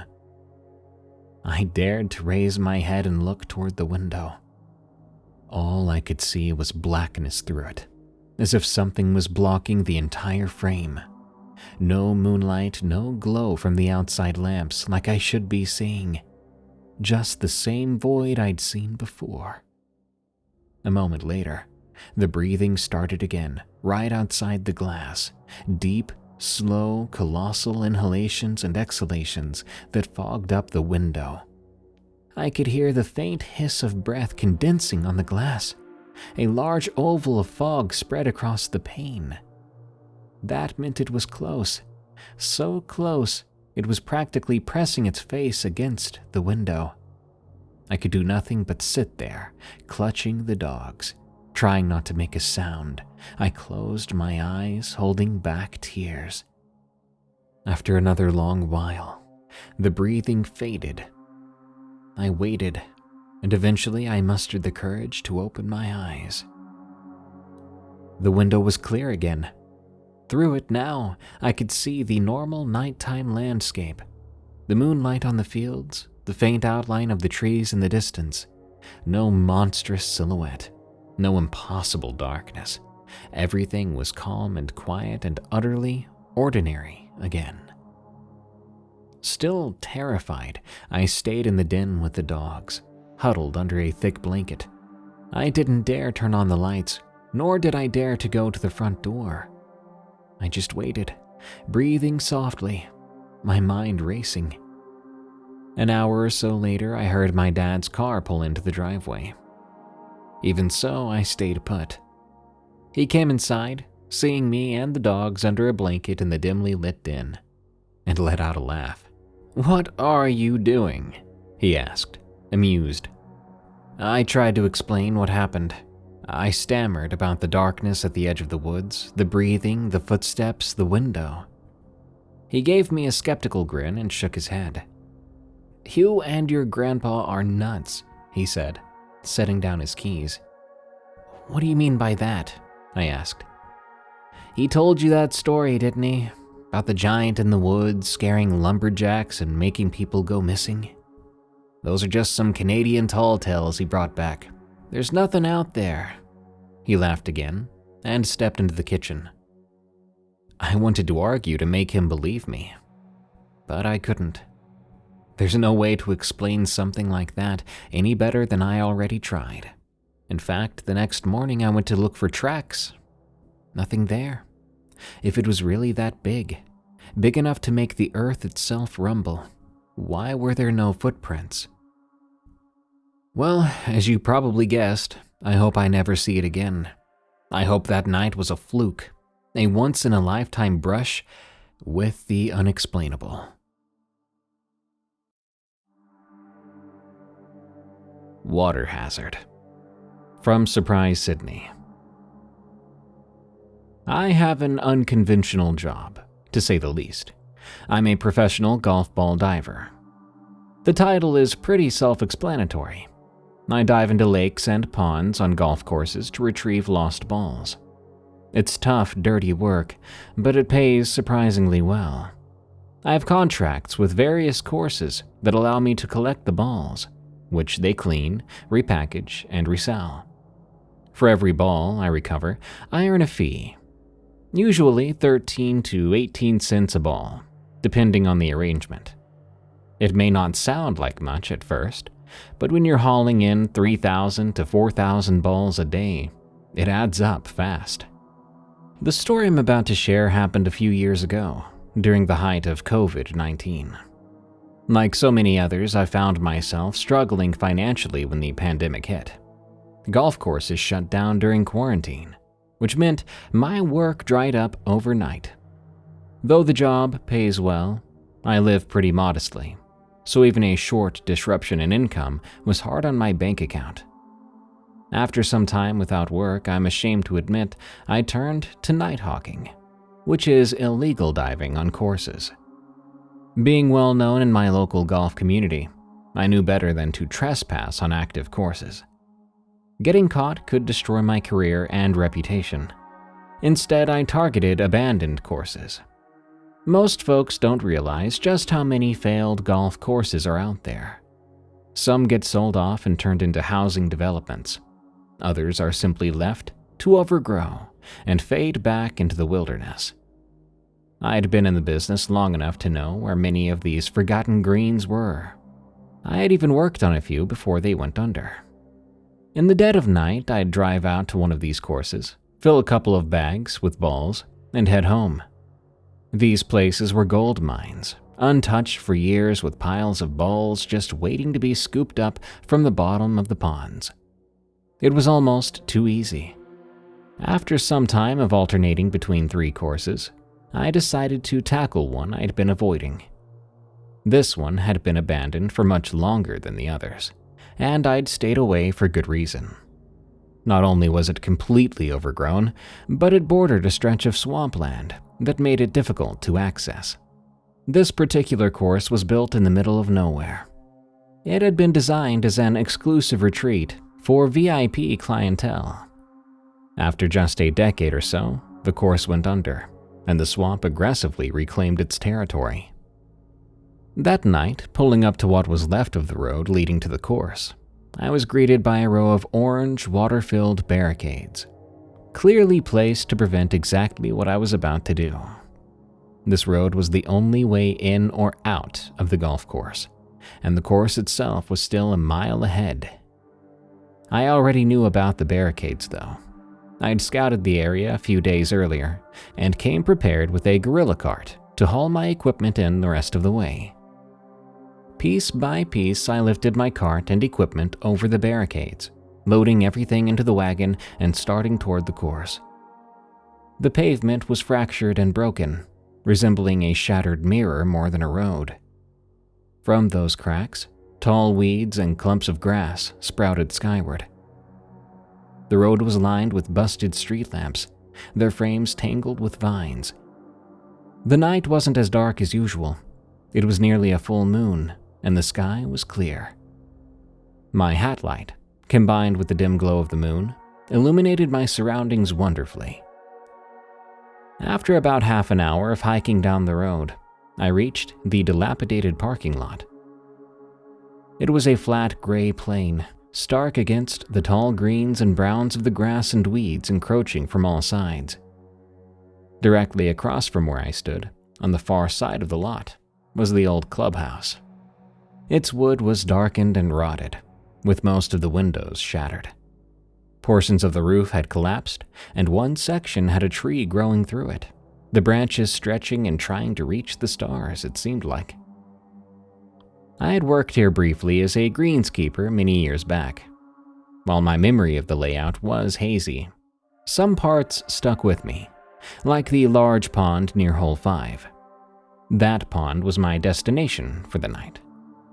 Back when the course was maintained, it would have been about a 25-minute walk from the clubhouse to the pond. But with the swamp reclaiming the fairways, I knew the trek would take at least twice as long, especially with my cart. I headed toward the left side of the parking lot, stopping in front of the dense wall of foliage. The thought of the haul ahead of me wasn't exactly thrilling. Exhaling through my nose, I put my shoulder forward, parting the tall weeds as I made my way into the green, disappearing behind it. Navigating to Hole 5 was more difficult than I'd anticipated. The overgrowth was nearly as tall as me, forcing me to stop frequently and stand on my tiptoes to get my bearings.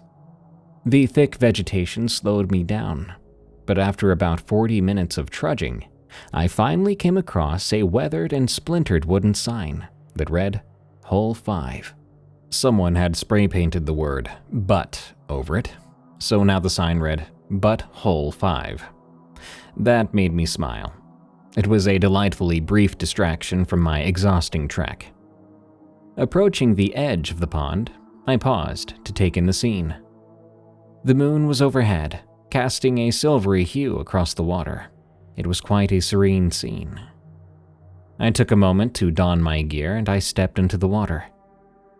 As I slowly waded in, lowering myself further, a sudden explosion of squealing bullfrogs burst out, leaping in all directions and startling a pair of herons into flight.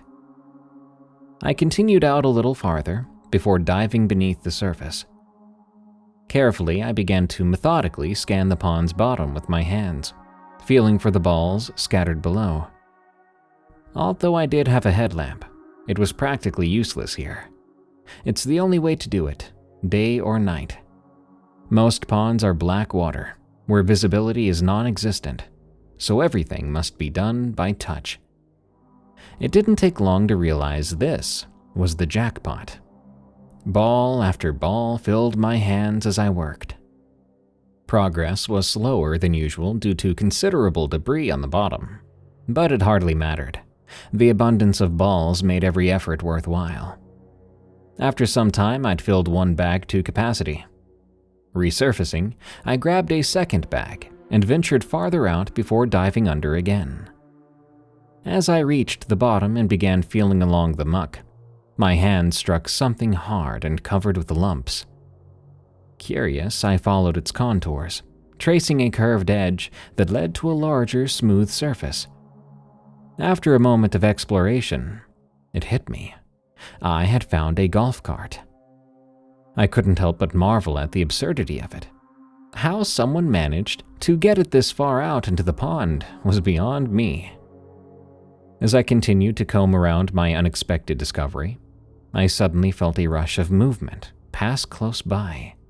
It was fast and massive. I had been doing this long enough to know what a big fish felt like. This wasn't that. This was something entirely different.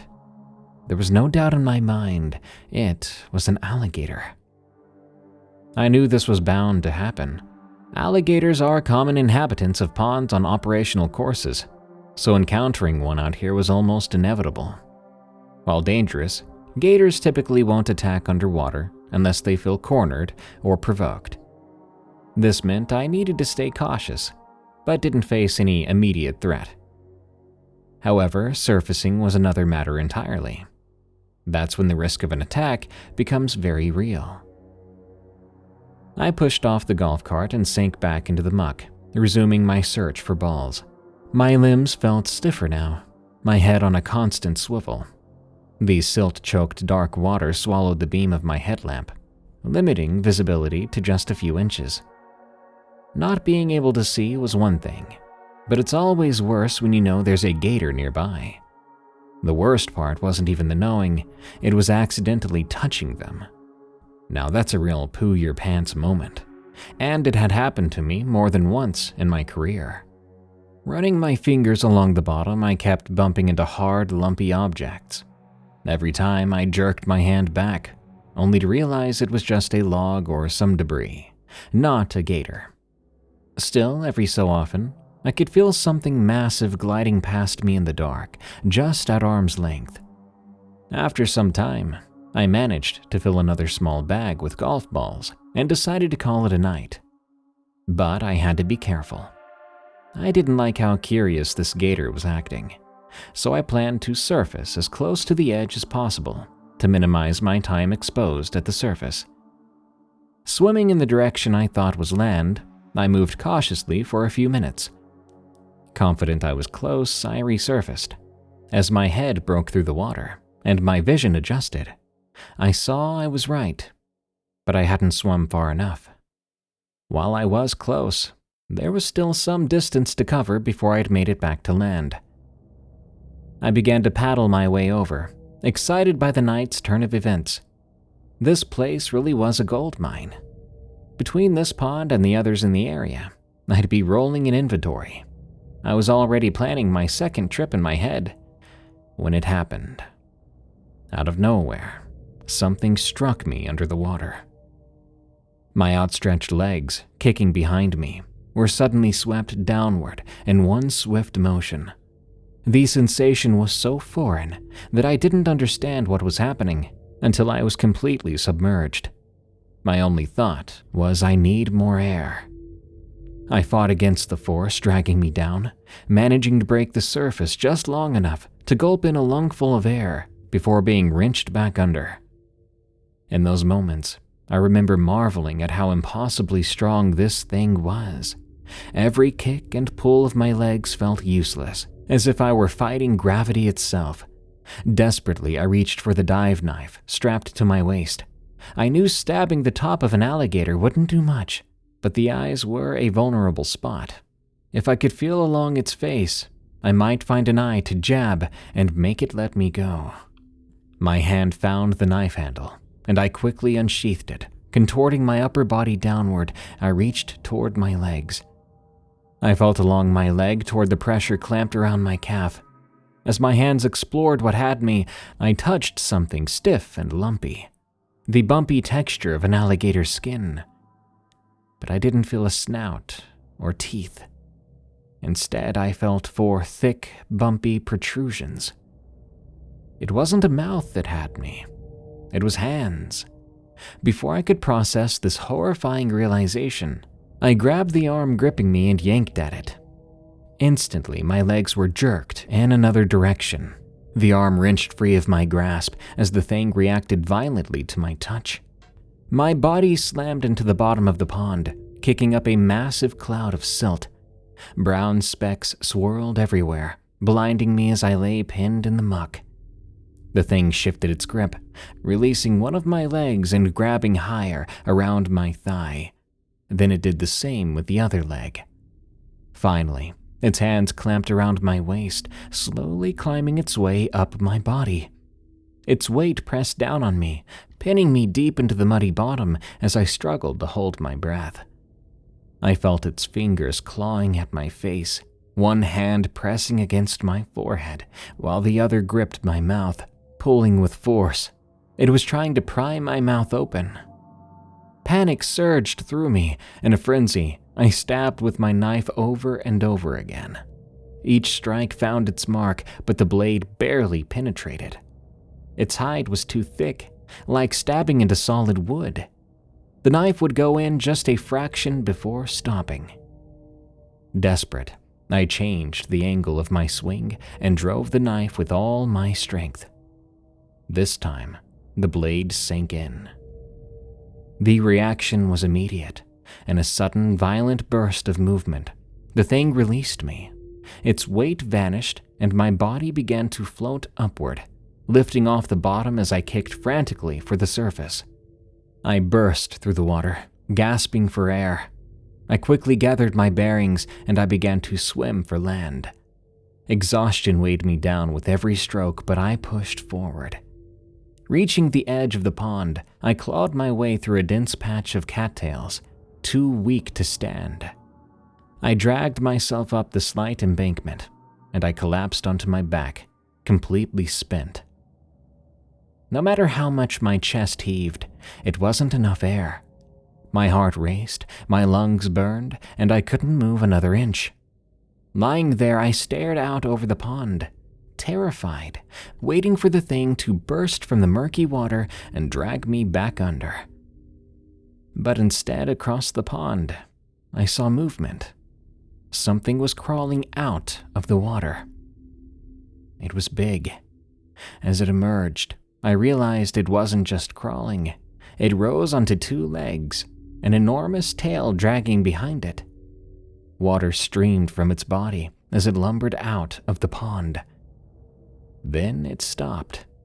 It turned in my direction, and my chest stopped mid-heave as its gaze found me. For a brief moment, we stared at one another. And then I saw the handle of my knife protruding from the creature's midsection. Without a sound, it turned away and disappeared into the swamp. If you asked me what I encountered that night, I wouldn't have an answer for you. Honestly, I don't want one. I truly believe knowing the truth would shatter my sanity. I think about that night all the time, about the things that might be out there. Creatures lurking on the fringes of our world, reclaiming the places we've abandoned. They make their homes in dark places forgotten by the rest of us. There's a reason our kind avoids certain woods, shun certain mountains, fear certain waters, and dread the dark. It's because that's where the monsters live.